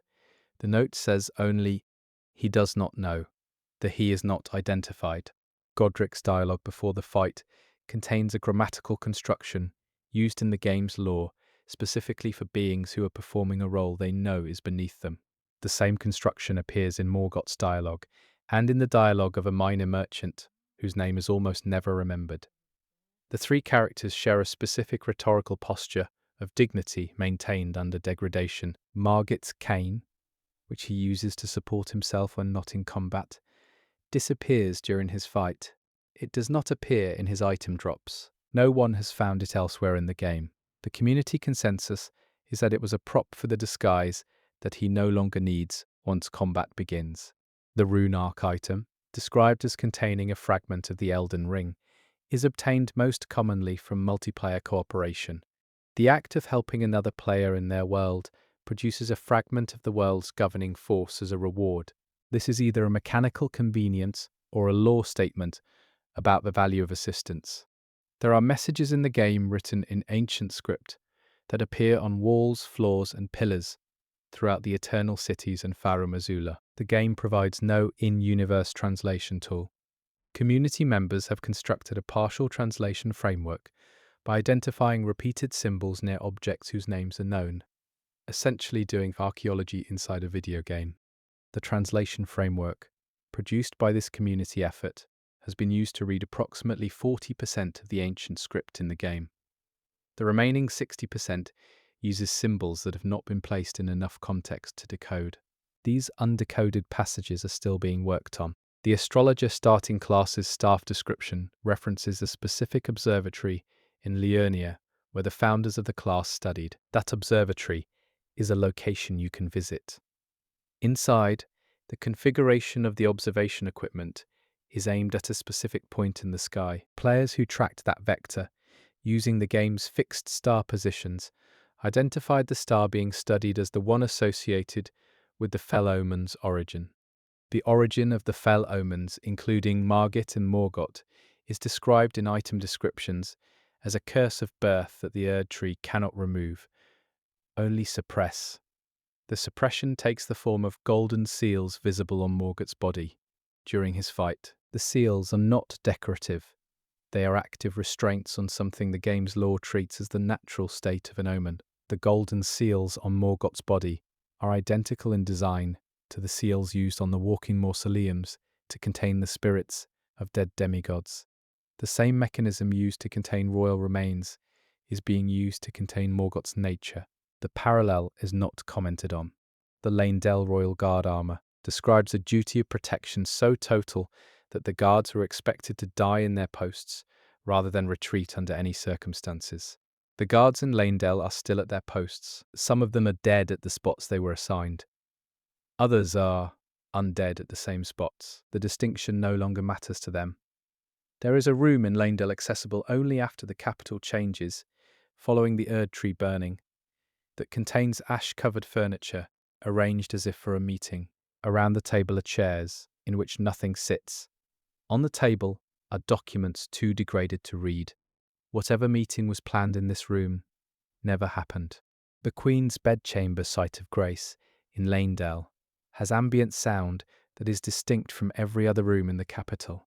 The sound has been analysed by community audio engineers and described as containing a layered composition of two separate melodic lines that together produce a harmonic interval associated in music theory with unresolved tension. The sound was composed. The choice of that specific interval was made deliberately. Morgott sleeps in the Queen's bedchamber.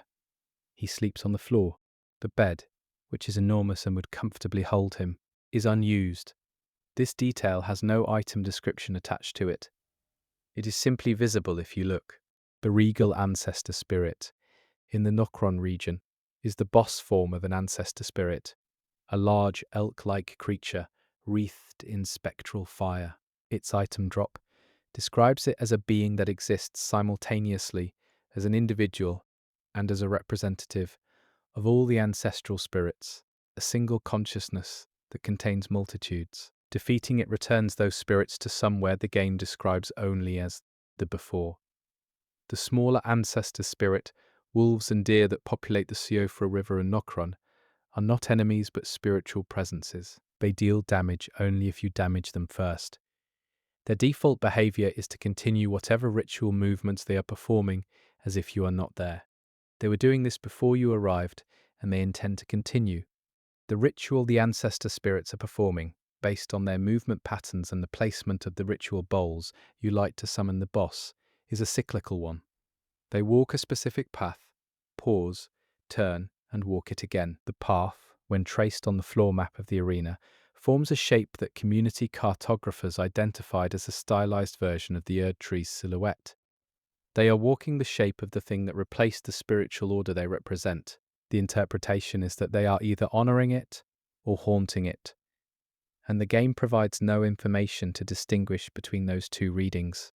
The Siofra River well that grants access to the underground is one of several wells in the game that act as vertical transitions between surface and subsurface. The architectural style of these wells is consistent across all of them, suggesting they were built by the same civilization, or at least the same school of construction.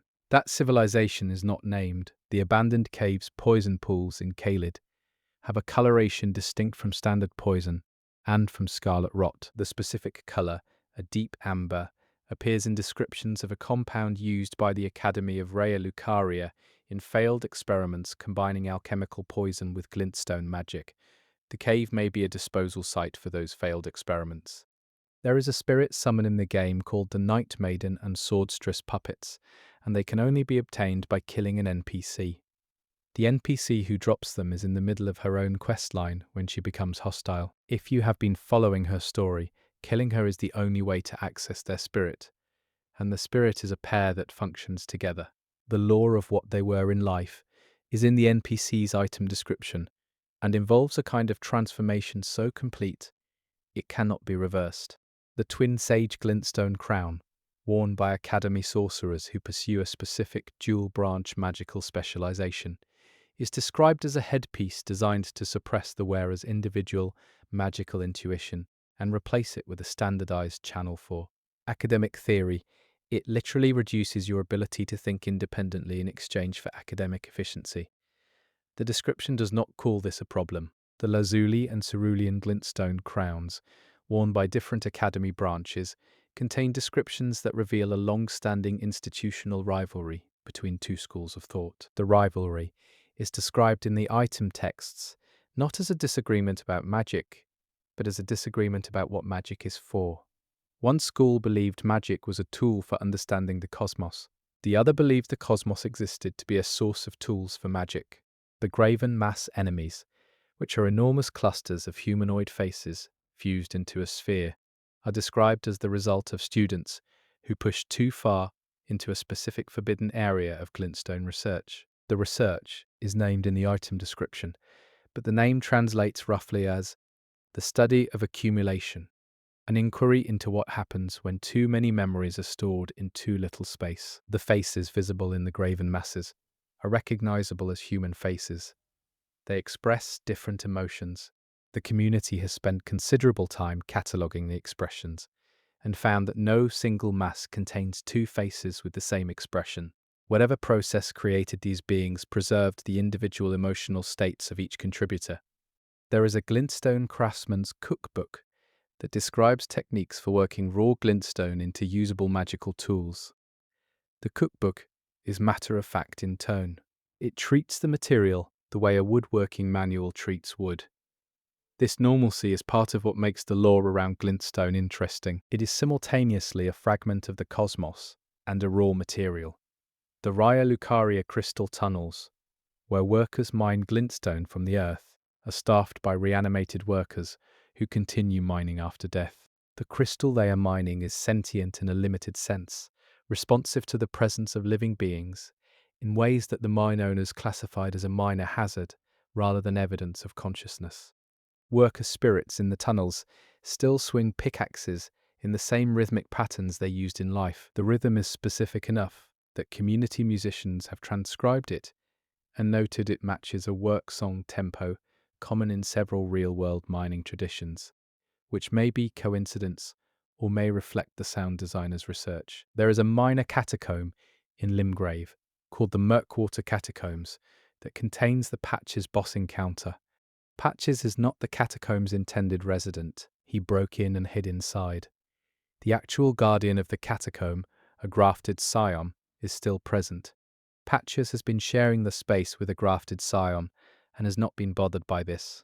The grafted scion enemies are described as failed experiments in bodily combination that were then deployed as guards once it became clear they were dangerous regardless of their original purpose. Their deployment as guardians is framed in item descriptions as a practical decision rather than a cruel one, which says something about who was making the decisions. The weapon the grafted scion carries, the grafted blade greatsword, has an item description that describes it as multiple swords fused into one. It swings the way it does in combat because it contains the weight and balance of multiple distinct weapons that have never fully reconciled their individual geometries.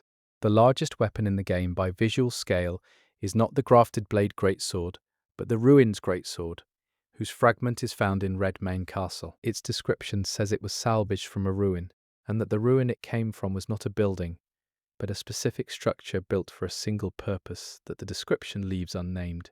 The weight of the weapon suggests the structure was enormous. There is a sequence of item descriptions across the ruins family of weapons and equipment that collectively describe an ancient civilization that built things to a scale that the current age considers impossible. The ruins scattered throughout the lands between are their remains, and the sheer variety of ruins in the game suggests this civilization built prolifically and indiscriminately. The Erd tree's roots, visible in the deep root domain and threading through the subterranean shunning grounds, glow faintly when no other light source is present. This glow has been analysed by community members who measured lux values in the in-game renderer and found the root glow is consistently equivalent to approximately 1 candle at 1 meter. It is enough to see by, barely, the formless mother, the outer god who speaks to Mohg and grants him blood powers, is never visually depicted in the game. She is described only through the effects of her influence and through Mohg's dialogue. Her absence from the game's visual language is consistent with how the game treats most outer gods, as forces felt rather than seen. The blood that Mohg wields as magic is described as something that flows between worlds rather than within a single body. The formless mother uses blood as a communication medium across cosmic distances, and Mohg, as her chosen vessel, channels communications from a being that is not entirely present in this world, and may never have been. The Blood Flame Talon's incantation, which was one of Mohg's techniques, leaves burning blood on surfaces it touches. The flame from Blood Flame burns at a lower temperature than standard fire, which is reflected in its damage type, but it persists longer. The lore implication is that the formless mother values duration over intensity, which may reflect something about her cosmological perspective. There is a blood-soaked journal found in Mogwyn Palace, written by a follower who arrived at the palace voluntarily. The journal is written in first person and details their increasing reverence for the Blood Lord in language that is earnest and terrible. The last entry is incomplete. The journal becomes one of the items that makes Mohg feel real rather than simply monstrous. Volcano Manor's letter-writing quest, where NPCs correspond about assassination targets through you as a courier, uses a formal epistolary style that has been noted by literary community members as consistent with a specific period of real-world correspondence culture. The game did not invent the letter format, it borrowed one that already felt old. The target of one assassination contract in the Volcano Manor quest is a tarnished, who is described in their note as having been kind. The note does not explain why their kindness made them a target. The assassin's rationale is left to inference, and the most unsettling inferences are not the ones the game points you toward. Iron Fist Alexander's journey from the beginning of the game to Farum Azula is one of the longest physical journeys an NPC makes in the game. He is slow, cheerful, and repeatedly stuck. His appearances mark a kind of pilgrim's progress across the world, and each time you find him, he has moved further along a path he chose, because it leads to the greatest fight he can imagine. His death in Farum Azula, which occurs after you defeat him in a final duel at his request, is framed as a fulfillment. He wanted to be filled with the experience of a worthy battle before the end, so that the warriors who would eventually fill his jar would carry that experience forward. He is not dying, he is becoming a better container. The warrior jar shard you receive from Alexander is described as a fragment of him, not of his pot, but of his spirit. The fragment contains a will to continue that is described as stronger than the material it was housed in. The item is Alexander remembering that he never wanted to stop. There is a warrior jar NPC in the Altus Plateau who never moves. He is in the same spot each time you visit. His dialogue never changes. He is described in his first line as waiting for something that will make him worthy of movement. He has not yet found it. The seedbed curse items, used in Dung Eater's quest, are found on the bodies of people he has cursed. They are not items they were carrying. They are items that grew on them, expressions of the curse, made physical. Collecting them means taking something that was inside a person and carrying it with you. The body of the person nearest to the last seedbed curse location in his quest has been noted by players as wearing armor belonging to a faction opposed to the Volcano Manor. The presence of this body at this location has no dialogue attached to it and no item description. It is simply there. There is a fog wall in the Siofa River that leads to a very small room containing a single smithing stone and nothing else. The room has fully rendered walls, a ceiling, a floor, and a site of grace placed in the corner. The site of grace is inaccessible without clipping through geometry. Community members have confirmed it is there through model inspection. The smithing stones of the highest tier are found exclusively in the deepest regions of the game and in locations associated with the most ancient periods of the land's between's history. The progression of the smithing system mirrors the archaeological principle that better materials require more excavation to reach. Blacksmith Iji, who serves Rani and can be found in the Three Sisters area, is one of the largest humanoid NPCs in the game, clearly not fully human in scale. His item descriptions reveal he is a war counselor who has outlived every conflict he was built for and now serves a mission he finds meaningful, which is helping one young woman he believes in do something the world will not understand for a long time. Iji's dialogue after Blade's madness and death is one of the few moments in the game where an NPC expresses grief without immediately redirecting to utility. He takes a moment. The moment is written into his dialogue tree as a beat of silence before he speaks again. The Caelid Manor in Liurnia, which serves as an optional dungeon with no major story requirement, is described in its surrounding item texts as a noble house that predated Renala's governance and maintained a complicated relationship with the Academy. The manor's ghosts still practice swordsmanship, which suggests the combat tradition they followed was considered more essential than any other aspect of their identity. The Carian Knight set describes a style of combat that prioritizes the defense of a specific person rather than territory or resource. The knights were bodyguards, not soldiers. The distinction appears in their fighting style, which community players have noted is more reactive and positional than the aggressive styles of other knight enemy types. There is a spirit summon called the Marionette Soldiers that describes mechanical constructs used as rank and file troops. Their description notes that they feel no pain, require no sustenance, and follow orders without interpretation. The description presents this approvingly as an ideal soldier, and then the reader is asked to note that the marionettes you fight are following orders from someone who is no longer present. They have not stopped. The puppet spirits, available through Saluvis's questline, include versions of NPCs who are still alive at the time you receive them. The item descriptions of these puppets describe the individuals in past tense. Saluvis wrote their descriptions before they died because he considered their death a formality rather than an event. Saluvis's tower contains a hidden room accessible only through a questline sequence, and inside is evidence that he had been working on a project involving Rani that she did not know about. The evidence is subtle, consisting of materials whose purpose is described in their descriptions as being useful for only one specific application, an application that connects to his larger plan. Rani's reaction to Saluvis's plan, expressed through her dialogue if you inform her, is not anger, but a cold finality. She does not debate or threaten. She simply ends the conversation and the man's prospects simultaneously. The efficiency of her response is consistent with how she handles most things that threaten her purpose. There is a note in Saluvis's collection that lists names of tarnished he considered candidates for conversion into puppets. The list is extensive. The first name on the list is illegible. The rest are readable and include names of NPCs who are present in the game in healthy living states, suggesting the list was speculative rather than completed. The Praetor Rykard puppet, available through Saluvis, is a puppet of a character who is technically alive.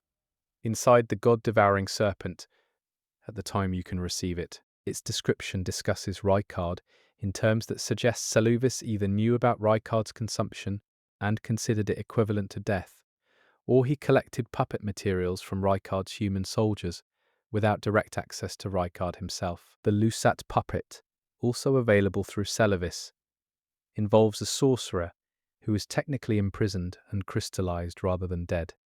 The puppet's description treats his crystallized state as a form of death. Saluvis, it seems, considered any form of incapacitation permanent enough for his purposes. Selen and Lusat are connected through a teacher-student relationship described across multiple item descriptions.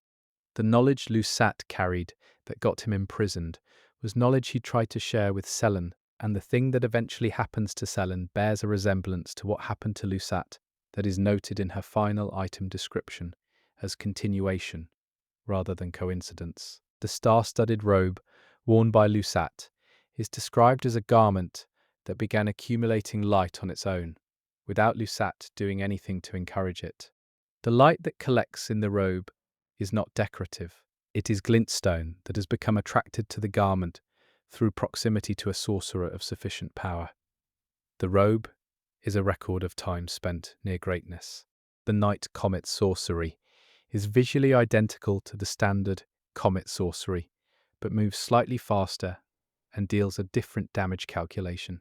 The description explains this as the night comet being a sorcery designed to be difficult to see, rather than difficult to survive, a tool of assassination rather than combat. The academic classification of an assassination tool as a sorcery says something about the Academy's priorities. There are two versions of several areas in the game, a day version and a night version, with different enemy populations and different item spawn locations.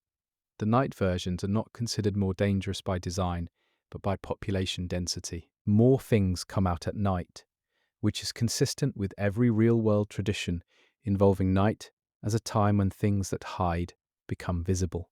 The full moon visible during nighttime gameplay in Liurnia is larger than the moon visible elsewhere in the game. The size difference has been measured by community members using angular measurements against fixed background elements. The moon over Liurnia is significantly closer or larger than the moon visible from Limgrave, and no explanation is given. Renala's full moon magic draws on this specific moon. The larger, closer moon over the Academy may be a consequence of her power or a cause of it. The game presents the relationship between a sorcerer and their power source ambiguously enough that cause and effect cannot be cleanly separated. The Academy Glintstone Staff is described as a standard issue item for apprentice sorcerers. Its description mentions that thousands were produced and that many remain in the world, uncollected after the deaths of their owners. You find them on fallen sorcerers throughout the game. Each one is described generically, but each one was someone's starting point. There are invisible scarecrow enemies in certain farming regions of the Altus Plateau that only become visible when struck or when you are very close to them. Their item descriptions call them Guardians of the Harvest, originally constructed golems that have been repurposed as crop protection after losing their original function. The transition from Divine Guardian to Scarecrow is presented without irony. The Altus Plateau, as a whole, is elevated significantly above the surrounding regions, which is reflected in the map and in the visual of climbing toward it through one of the two main ascent routes. The elevation is not just geographical. Item descriptions throughout the plateau note that the air at this altitude has different properties, described as a higher concentration of grace, which is why the Erd tree appears larger from here than from anywhere except Lanedell itself. The capital outskirts outside Lanedell contain a tree that is larger than any other tree in the game's open world. That is not the Erd tree. This tree has no item attached to it, no NPC near it, and no description anywhere in the game. It is simply a very large tree, placed within sight of the Erd tree. And the game does not tell you what to think about that. The outer walls of Lanedell are described in architectural texts scattered through the area as having been built by Godfrey himself. Stone laid by the first Elden Lord before the capital was a capital, when it was still a fortress and the Erd tree was still growing. The walls were built to protect something that had not yet fully grown into what it would become. The bolt of Gransack's weapon, lodged in the side of Laendale like a splinter in wood, is a functional weapon you can obtain. Its description says, "It is a divine bolt made from the lightning of an ancient dragon, who pledged allegiance to the Erd tree." The pledge is described as the first such pledge, the moment when a lineage older than the Erd tree chose to serve what was newer and more powerful. That pledge is represented by a weapon stuck permanently in the city's architecture. The bolt did not miss. It was placed there. The question of why it was placed inside the city wall rather than at the wall's foundation or its gate is not answered. The giants' flame incantations, which draw on the fell god worshipped by the giants before Marika had their culture destroyed, are available to the player as legitimate magic. The game does not restrict access to the flame of a god that Marika fought a war to suppress. The power is simply there, described accurately, usable freely. The fell god of the giants is described in item descriptions as having demanded fire as sacrifice. The giants kept this fire alive in their traditions for thousands of years after the war, not as rebellion, but as religion. The last giant, keeping the flame of ruin in his eye, was performing an act of worship, not an act of resistance. The distinction between worship and resistance, in a world governed by the greater will, is not always clear. The game presents several characters whose behavior reads as one, but is described as the other, and the discrepancy is left for the reader to resolve. There is a field of sunflowers in the Altus Plateau that is visible from one of the main roads. The sunflowers face the Erd tree.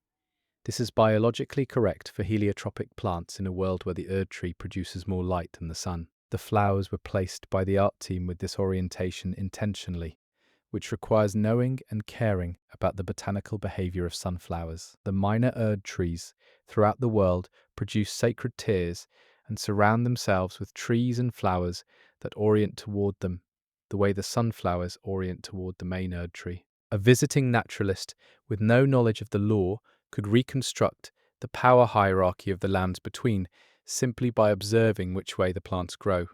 There is a bee enemy in the game that is not categorized as an enemy but as wildlife. It attacks if provoked. Its item description, obtained by killing one, describes a species of bee that produces a honey associated with prophetic dreams, a honey that was once used in religious ceremonies to commune with the Erd tree's will. The ceremonies are described as discontinued. The discontinued ceremonies referenced in the bee's item description are mentioned again in a different form in the description of a cooking ingredient found near abandoned churches. The ingredient was used in the ceremony's ritual preparation. The connection between the bee and the church ingredient is not highlighted. You find it by reading everything. The Crucible Feather Talisman and Crucible Scale Talisman both enhance Crucible Night incantations. Their descriptions note that these talismans are older than the Erd tree by a large margin and were created during a period when the crucible was not a hidden or suppressed aspect of life, but the organizing principle of the world. They are relics of a time before the current religion, preserved inside the current religion's framework. The way the game treats the crucible is consistent with how conquered civilizations' religious objects are often absorbed into the conquering culture's religious apparatus. The incantations remain available, the talismans retain their power, but the tradition that produced them has been stripped of context and reclassified as something older and rougher and less legitimate. The Crucible Knight enemies, despite serving the Erd tree in the current age, carry armor that predates the Erd tree. Their loyalty, therefore, represents either a continuity of service across a change of masters or a misunderstanding of which master they are actually serving. The game does not indicate which, and the Crucible Knights are not available for interview. There is a stone outside the fourth church of Marika, with a name carved into it that matches no NPC and no item. The name is carved in a script consistent with the period before the Shattering, based on stylistic comparison with other inscriptions of that era. Someone was here, wanted to be remembered, and was not included in the official record. The fourth church of Marika is the church most frequently visited by the walking mausoleums, whose patrol routes bring them close to it at specific in-game times. The community has mapped these routes and identified the fourth church as the most regularly approached structure by the largest mausoleum. Whether this means the church holds special significance, or that the mausoleum's route was designed around geography rather than lore, is an open question. The grafted scions found throughout Stormvale, and as a boss fight in the opening area, drop equipment belonging to a warrior of unknown origin. As noted earlier, that warrior's name, if assembled from the initials of the item set descriptions, forms a sequence that community members have identified as consistent with the naming conventions used for a minor noble house referenced once in a merchant's item stock description. The house name and the warrior's assembled initials both mean, roughly, the unfinished. The river veins detail on the Altus Plateau map. The network of fine lines representing waterways was compared by a cartography-focused community member to the venous structure of a leaf. The comparison holds statistically when the branching patterns are analysed. The Altus Plateau's water network follows organic mathematical principles that real rivers do not follow, which suggests the waterways of the lands between were designed rather than naturally formed. Designed waterways imply a designer. Item descriptions for irrigation channels and water management infrastructure reference a post-crucible period of active terraforming, when the early servants of the Erdtree prepared the land for the civilization that would grow around it.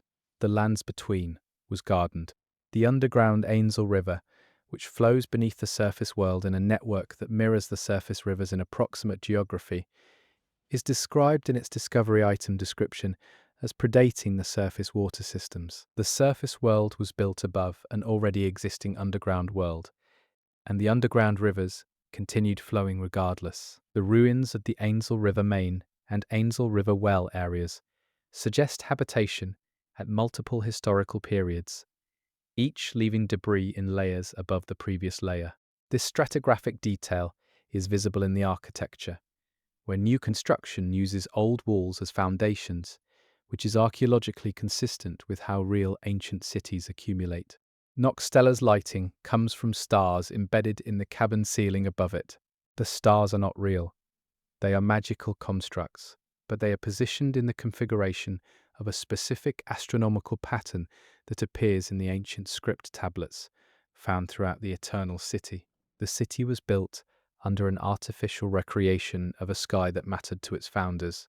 The Eternal Cities were built underground, not because their founders preferred it, but because the surface became uninhabitable for them after a specific event. The nature of that event is described differently in different item descriptions, with some suggesting geological catastrophe, others suggesting persecution from surface civilizations, and others suggesting a voluntary retreat from a world they no longer recognized. The ambiguity about why the Eternal Cities went underground is itself a form of lore. The fact that multiple explanations exist, and none is endorsed, suggests the people who built them were not unified in their understanding of their own history, which is consistent with how real communities relate to collective trauma. The Silver Tears, both as enemies and as item description subjects, represent a form of life that the Eternal Cities cultivated deliberately. They were created for a specific purpose that is described as service without limitation, a form of labor that required no rest, no sustenance, and no motivation because the Silver Tears did not have preferences. The ethical dimension of this is left entirely to the reader. The Revenant enemies, mentioned earlier as torture victims, have a secondary function in the underground that is described only in an item found near a specific underground catacomb. They serve as involuntary guards in areas the original underground civilizations considered too dangerous for regular security. The areas they guard predate the Eternal Cities themselves. There is a door in Nokron that is sealed with a mechanism not found elsewhere in the game. The mechanism's visual design resembles the two fingers in shape, which community members identified through careful screenshot comparison. The door has never been opened in any playthrough. The game's model data, examined by community modders, indicates the door is a complete model with an interior space. The interior is empty.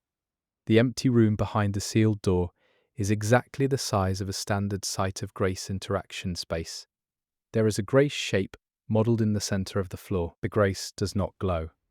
It was turned off, or it was never turned on, and the door was sealed to keep that choice private. The rune bears in Limgrave are not simply aggressive wildlife. Their item descriptions describe them as beings that have absorbed so many runes from the bodies of fallen warriors that the accumulated power has driven them into a state of constant psychological distress. They attack because they are in pain, and the source of the pain is the weight of history they cannot put down. There is a location in the Weeping Peninsula where a rune bear sits completely still and does not attack unless approached directly. Its posture is not aggressive. Community members who have observed it carefully describe it as looking tired. The game offers no explanation for why this specific rune bear is different. It simply is. The Weeping Peninsula's name is connected in item descriptions to a property of the rain that falls there.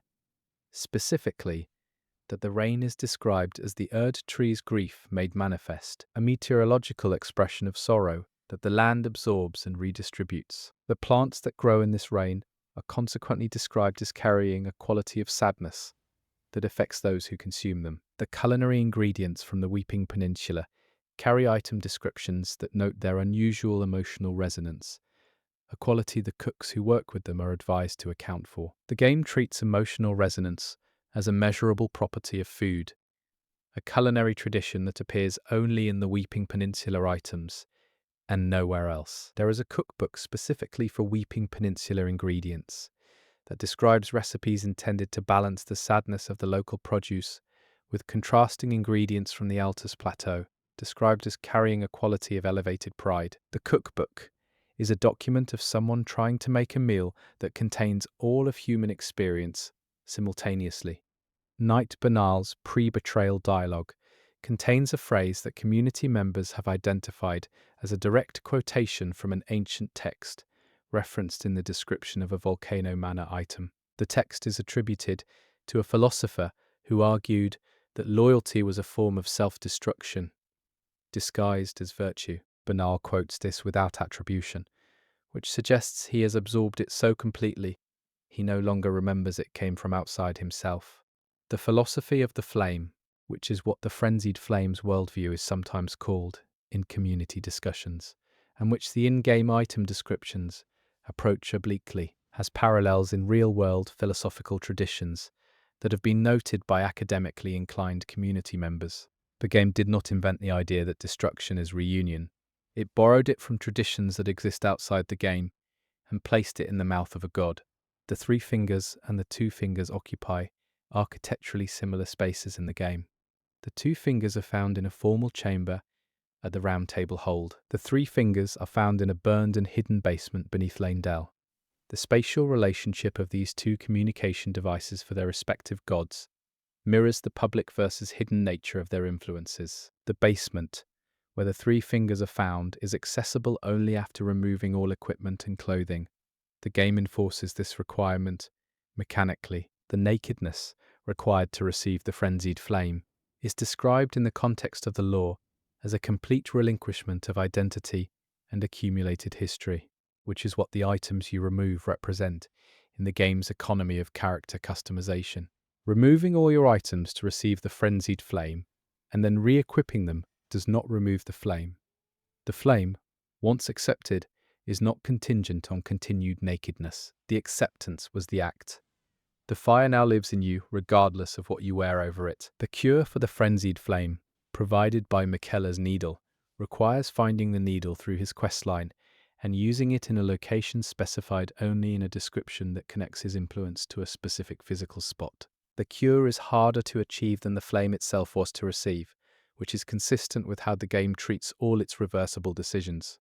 The rolled medallion, used to ascend to the mountain tops of the giants, bears the seal of Morgoth, who is Lanedale's ruler in Godfrey's absence. Morgoth issued a medallion for access to a region that would lead to the destruction of the Erd tree he devoted his life to protecting. The question of whether this was intentional, negligent, or something he did in a moment of doubt is one of the smaller unanswered questions in the game.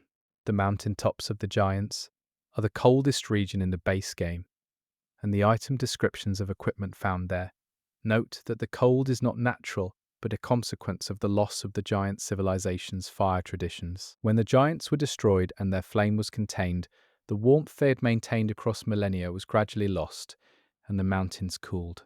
The mountains are still cooling. Item descriptions about the ice and the permanent storm suggest the process is ongoing, and that the mountains will eventually become too cold for the remaining inhabitants to survive. This is not framed as a crisis. It is framed as a consequence. The commander's standard weapon found in the mountaintops area is described as belonging to a military tradition that predates the Erd Tree's influence in that region, a tradition of command based on demonstrated valor rather than inherited title. The standard is still used by enemies who have maintained this tradition out of cultural inertia, even as the civilization that created the tradition has been destroyed. Castle Sol's history, implied through its architecture and item descriptions, suggests it was built not to protect the region from external threats, but to protect a specific object from the inhabitants of the region. The castle faces inward toward the mountaintops, rather than outward toward the lowlands, and its defensive structures are oriented to repel attacks coming from the surrounding mountains, rather than from below. The thing the castle was built to protect was the half medallion it contains, which was placed there by someone who trusted the castle's garrison enough to leave it in their keeping. The garrison has maintained that trust for so long that the original purpose of the trust has become mythologized into a duty that the soldiers cannot explain, but will die to fulfill. The silver tears in Noxtella have a variant that can take the shape of objects as well as people. These object forms are not random. Community members have catalogued the object shapes and found that they correspond to items that were important to specific historical figures associated with the Eternal Cities, suggesting the silver tears absorbed the memories of objects they were near for long enough. The memory objects that silver tears form into are not functional copies. You cannot interact with the silver tear shaped like a chest the way you would interact with a real chest. The shape is a record, not a reproduction. The tear has remembered but cannot recreate. There is a room in Noxtella that contains silver tears in object form, arranged in a pattern that matches the layout of a room described in an item text found elsewhere in the underground. The room described in the text was the personal chamber of an Eternal City ruler. The silver tears in Noxtella have been maintaining that arrangement for long enough that it has become their resting configuration. The Astel boss arenas contain clouds of dark cosmic material that pulse with a slow rhythm. The rhythm has been measured by community members and found to be consistent across both Astel fights, despite the arenas being in different locations. The pulse rate matches the rhythm of a specific incantation's casting animation, which suggests the cosmic material and the incantation draw on the same underlying principle. The Waves of Darkness incantation, associated with the Astel material, produces a wave of cosmic darkness that deals both physical and holy damage. The combination is described in its item text as the meeting of existence and void, a point where the two types of damage become equivalent because matter and its absence have both become weapons in the same fight. The Night and Flame sword, found in a chest in the Caelid study hall, combines the Night Comet sorcery and the Flame of the Fell God incantation in a single weapon. Its description says it was created by a sorcerer who believed the two traditions were not opposites, but aspects of a single power that the Academy and the Church had artificially divided. The weapon is a philosophical statement, made physical and sharpened. The Caelid study hall's orientation in the world changes based on a specific item interaction. When inverted, the study hall reveals an interior that was always present but inaccessible, and the items and enemies inside it reference a period of the hall's history that the regular version's lore does not acknowledge. The inverted hall is not a different hall. It is the same hall remembering something it was trying to forget. Preceptor Miriam, the NPC encountered in the inverted study hall, is performing a protective function for a secret she does not fully understand. Her dialogue reveals that she was not told the full nature of what she was guarding, only that it required guarding. She has been doing this alone for a time she cannot calculate. The Stargazer's ruins, found in the mountain tops of the giants, contains the remains of an observation tower that was clearly not built by giants. The architecture is Academy adjacent, suggesting Rea Lucaria had outposts in the extreme north at some point. Outposts that were destroyed or abandoned. What they were watching for from a tower in the coldest part of the world is not described. The item found at the top of the Stargazer's ruins is a cookbook that describes a recipe for warming food for consumption in cold conditions. The recipe is practical and unlore heavy. After everything else in the mountain tops, finding a recipe for hot food at the top of a mystery tower is one of the game's quietly absurdist moments.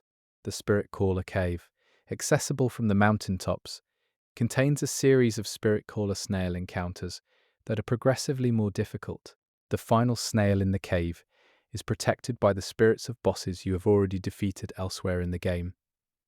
It is using your own conquered history as a shield. The snail has been paying attention. There is a ghost in the mountain tops near a frozen lake who performs a gesture not available to the player character. The gesture involves both hands raised palms outward and a slow lowering of the head. Community members who catalogued all available player gestures confirmed this specific gesture does not exist in the player's gesture menu. The ghost is doing something you cannot do. The frozen lake in the mountain tops has cracks in the ice that, when viewed from directly above, form a pattern that matches the shape of the Elden Ring's broken state. The separated shards scattered in a rough circle. Community members discovered this by using the photo mode with an elevated camera angle. The ice was cracked in that specific pattern deliberately. The castle in the consecrated snowfields, Ordina liturgical town, is a settlement that exists outside normal time in a way that is described in its item descriptions as a consequence of proximity to Miquella's influence. Time moves differently near things Miquella made because his Golden Age power involved a manipulation of aging and duration that left residual distortions in the spaces around his work. The 4 Erdtree avatars in Ordina that must be killed in the spirit world version of the town are performing a ritual lighting of torches that, when completed, opens the seal to the Halig tree. They are not guarding against the ritual, they are completing it. The ritual requires 4 simultaneous fires, and the avatars are the 4 fire setters. You are not their enemy. You are the person they were lighting the way for. This reading of the Ordina puzzle, which reframes the enemies as participants in the ritual rather than obstacles to it, is not confirmed in any item description. It is an inference from the visual design of the puzzle and the behavior of the avatars. The game rewards the inference with access to the Halig tree without commenting on whether the inference was correct. The Halig tree's upper regions, before you descend into Elfale, are visually among the most striking in the game. The tree is enormous and partially dead, and the path through it involves walking on branches wide enough to hold structures. The scale of Miquella's original ambition is evident in the size of the infrastructure he grew. The prayer rooms in Elfale contain clean-wrought knights in attitudes of worship directed at effigies of Liurnia rather than Miquella. This shift in devotion from the creator of the Halig tree to his sister suggests the community that developed there came to identify more with Liurnia's suffering than with Miquella's vision, which is a form of religious evolution consistent with how communities actually change over time. The rot-afflicted citizens of Elfale who are still alive but clearly dying are the remnant of a population that came to the Halig tree seeking the healing Miquella promised. They arrived and the rot was already there. They stayed anyway, either because leaving was impossible or because they still believed the promise, and both possibilities are equally sad. There is a chair in Elfale overlooking a view of the blighted Halig tree canopy where a clean-wrought knight sits and stares outward. The knight is not aggressive unless you enter its immediate radius. It is simply sitting and looking at the tree its god made in a state of decay. The game does not comment on what this means. It shows you and moves on. Liurnia's arena is reached through a fog door placed at the bottom of an elevator that does not exist in the architecture around it. The elevator descends from the base of the Halig tree into a space below the tree's roots. The arena itself has no visible walls. It is a circular floor floating in a space that has no apparent connection to the structure above it. You have descended below the Halig tree into somewhere else entirely. The remembrance of the Rot goddess, received after defeating Liurnia, describes her as both god and champion, a being who holds two titles simultaneously, because the god she carries and the person she is have become indistinguishable.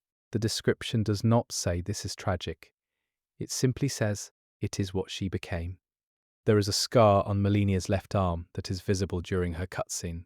The scar predates the Radahn battle. It is healed over and old, from a wound that she sustained at some point before the events of the game. No item description addresses this scar. Its presence suggests a history of injury that the game has chosen not to narrate directly. The Liurnia boss theme is composed in two distinct sections that correspond to her two phases, and the transition between them involves a musical technique called a deceptive cadence, where the music appears to be moving toward a resolution and then changes direction. This happens at the exact moment her second phase begins. The music is doing structurally what she is doing narratively. There is a window in Elphael through which you can see the Erd tree on the horizon, far away. The Halig tree was built as a refuge from the Erd tree's influence, and you can see the Erd tree from its windows. The distance is great, but the visibility is clear. Miquella could not escape the sight of the thing he was running from, and neither can the people who followed him there. The Miquella's needle item, used to cure the frenzied flame, contains a description that says Miquella made it before he entered his cocoon. He anticipated a specific problem and created a specific solution before going to sleep. The problem he anticipated involves a person who would receive the frenzied flame and then change their mind. He expected you, or someone like you. The DLC content begins in Mohg's arena, which makes returning to that space carry additional weight for players who reach the DLC after previously defeating Mohg. The arena looks different after Miquella has been found missing from the cocoon. The hanging arm is gone. Something that was part of the architecture is no longer there. The passage into the DLC, achieved by touching Miquella's remaining dried residue, is visually presented as stepping into a wound. The golden light is there, but it has the quality of light from a damaged source rather than a healthy one. The portal is made of what was left behind when something was taken, and you are stepping into that absence. The Land of Shadows introductory area, the gravesite plain, is deliberately overwhelming in scope. It is the largest open area in the DLC, and it is presented without guidance. The map fragment system means you are navigating by memory and landmark, rather than by chart. You are arriving somewhere without knowing where you are, which is the same condition the land's original inhabitants were placed in by those who erased their history. The ghost flame dragons in the DLC use a fire that is described as the inverse of normal flame, a fire that consumes without releasing heat, a cold burning that removes rather than adds. The dragons who use it are described as having descended from a lineage that predated the discovery of normal fire, suggesting they carry a form of fire that the world knew before warmth was understood as fire's defining quality. There is a painting in the DLC that depicts the Land of Shadow before the Erd tree's influence reached it. The landscape it shows is recognizable as the same geography, but with different plant life, different light, and a sky that contains a moon of a different color. The moon in the painting is red. The red moon appears in exactly 2 item descriptions in the DLC as a reference point for the period before Marika's expansion. Both descriptions treat the red moon as a symbol of an older cosmic order, one that the current sky has replaced entirely. The moon in the current sky is pale and correct. The moon in the painting was red and real. Commander Gaius's boar, his mount, has an item description that says the boar has been with him since the original campaign in the Land of Shadow. The boar is therefore hundreds of years old. The description attributes its longevity to the same ambient grace that keeps Gaius himself functional, which means the Land of Shadow's unusual temporal properties have preserved a soldier and his pig simultaneously. The night enemies in the DLC's major fortifications carry armor described as having been issued during the original conquest and never replaced. The armor is maintained, repaired, and still functional, but it is the original equipment. They have been wearing the same armor for hundreds of years, keeping it whole the way they have kept their assignment whole. There is a flower in the DLC called the Leda Rose that grows only near bodies of water in the Land of Shadow. Its item description says it was cultivated by a woman named Leda as a memorial to something she could not say aloud. The flower is named after her, but she is not described further in this item. Her full characterization comes through the quest lines of the DLC, where she appears as a knight and as an obstacle, and as someone whose grief has become indistinguishable from her purpose. Leda's questline is the central NPC narrative of the DLC, in the way that Rani's questline is the central NPC narrative of the base game. Both involve a woman with a mission she is committed to completely, and a question at the center of that mission about whether the thing she is devoted to is worthy of her devotion. The game does not answer this question for either woman. The Finger Ruins, scattered through the DLC, are ruins in the shape of enormous fingers, specifically in the shape of the two fingers. Their scale makes them visible from great distances. They are described as the first contact points between the Greater Will and the Land of Shadow, the physical spots where the new cosmic order first touched the world it was claiming. The Finger Ruins, being made in the shape of the two fingers rather than any other form, suggests the two fingers were present at the moment of contact, physically present in a scale that matches the ruins. The two fingers in the round table hold are small enough to interact with. What is implied by ruins of their original scale is not addressed in any item description, but the size difference between the ruins and the current two fingers is vast enough to constitute a lore question of its own. There is a church in the DLC that is still intact despite everything around it being ruins. The church is active, with candles burning and offerings placed on its altar. The offerings are fresh. Someone is maintaining this church in the middle of a blighted land, and the game offers no dialogue attached to this maintenance. The freshness of the offerings is just there in the environment, waiting to be noticed. The Romina boss in the DLC is a former Clean Rot Knight who completed the transformation into a Scarlet Rot, being that most Clean Rot Knights only begin. Her item description says, "This was her choice, not a consequence. She chose to become what Millennia's god was offering." The description does not frame this as corruption, it frames it as completion. There is a creature in the DLC called the Ancient Meteoric Ore, Greatsword's description referencing its origin in a meteorite, and the meteorite's fall is described as a deliberate act rather than a natural event. Something sent the meteorite. The word used is guided, and guidance in Elden Ring lore has specific connotations relating to grace and the directed will of external powers. The Shadow Keep in the DLC is Messmer's base of operations and is one of the most architecturally complex locations in the game. Its multiple paths, vertically stacked regions, and hidden transitions make it navigable only through careful attention. The complexity is lore consistent with a commander who has had hundreds of years to fortify a position, and who values unpredictability as a defensive quality. Messmer's fire is described as not the same fire that the giants kept, or that Melina wields. It is a personal fire, one that originated in an act of will rather than in a cosmic tradition. The fire looks the same as any other fire in the game. The distinction is entirely in the lore and entirely important. His dialogue before the fight includes a moment where he acknowledges you are not his intended opponent. He was waiting for someone else, and you are close enough to that person to be worth fighting. The someone else is Miquella. The shadow Messmer has been keeping alive for centuries involves a confrontation that Miquella appears to have walked past without stopping. The boss theme for Messmer contains a choir passage that uses a specific harmonic structure associated throughout Elden Ring's music, with divine mandate, the musical language of the Erd Tree, and the two fingers. Messmer's theme uses this language but distorts it, which is the musical equivalent of what he is as a character, something made from divine material that did not become what it was intended to become. The Baal the Dread boss in the DLC is a dragon of unusual ferocity even by the standards of the ancient dragons.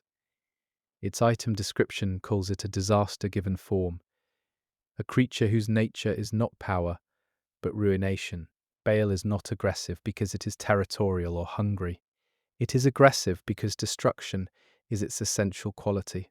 The dragon does not want anything. it simply undoes. The Egon NPC questline connected to Bale is one of the most emotionally direct questlines in the DLC. Egon's hatred for Bale is personal and complete, and his willingness to help you fight the dragon is conditional on nothing except the opportunity to be present when Bale dies. He is not asking you to avenge him, he is asking to watch. The ancient dragon souls that power the strongest dragon communion incantations in the DLC are described as having been extracted willingly, gifts rather than trophies. The ancient dragons who provided them did so to ensure their knowledge would survive their deaths. Dragon communion, in this reading, is not consumption but inheritance. The Jagged Peak, in the DLC, is a location that exists entirely outside the narrative structures of both the main game and the DLC's primary storyline. It is a dragon habitat, a place where something ancient lives, without connection to the political or divine conflicts surrounding it. The peace of the Jagged Peak, relative to the rest of the DLC, is an argument for the possibility of a world that has moved beyond the struggle you are engaged in. That possibility exists in the DLC at the same time as its most catastrophic narrative material. The game places the most peaceable environment and the most violent content in the same expansion, without prioritizing one over the other. You can choose which one you spend more time in. The final boss of the DLC, in its second phase, creates an arena that visually references both the Elden Ring's shattered state and the cosmic space of Astel's arenas. The combination suggests the second phase is not Radahn anymore, but Radahn as a vessel for something larger, and the arena is showing you the inside of that vessel. There is a flower that blooms in the aftermath of the DLC's final boss fight that has never been seen in any other location in the game. It blooms from the impact point of one of the final boss's last attacks, if that attack connects with the ground in a specific spot. Players who discovered this documented it through video capture and confirmed it is not a visual artifact. The game generated a flower. The flower has no item description. It simply blooms after something ends. The Skadu Tree avatar boss in the DLC is the guardian of the Shadow Erd tree, the way the Elden Beast is the guardian of the Elden Ring. Its defeat makes you permanently stronger in the DLC's world through the Skadu Tree blessing system. But the mechanics of this relationship mean that each time you have killed a god's guardian, the world it governed becomes more accessible. The pattern repeats. The method works every time. There is a mural in the DLC that depicts the creation of the Land of Shadow from the perspective of the Hornsent people. The mural shows figures recognizable as Marika and as the Two Fingers. In the mural, the Two Fingers are not reaching toward the world in blessing, but wrapping around it. The distinction in hand posture is visible and intentional, and uncommented upon. The ending of the DLC, whatever form it takes, returns you to the lands between without ceremony. The transition is the same as any other teleport in the game. What happened in the Land of Shadow is filed alongside everything else you have done, and the game continues as if the DLC's events are simply part of what occurred before the ending. Miquella does not return with you. Whatever he became or did not become in the Land of Shadow, he is not present in any form in the lands between.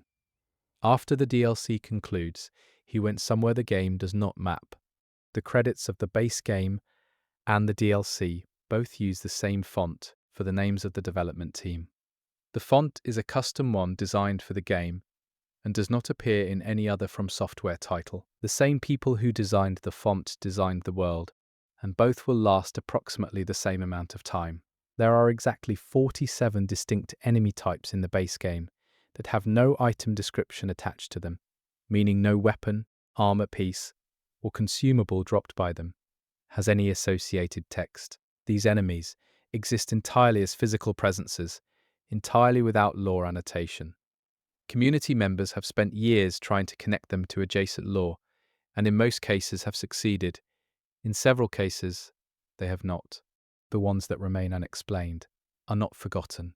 They are listed in community wikis alongside their unexplained status. The acknowledgement of what is not known is itself a form of record keeping, the practice of marking the edges of the map where information ends and speculation begins. The community maps of the lands between assembled over 3 years of collaborative research, are more detailed than any official document Bandai Namco or From Software has released. They contain annotations, lore connections, discovered secrets, translation attempts, coordinate surveys, environmental analyses, and unresolved questions. The map players made of the world is larger than the world that was given to them. This is what the game intended.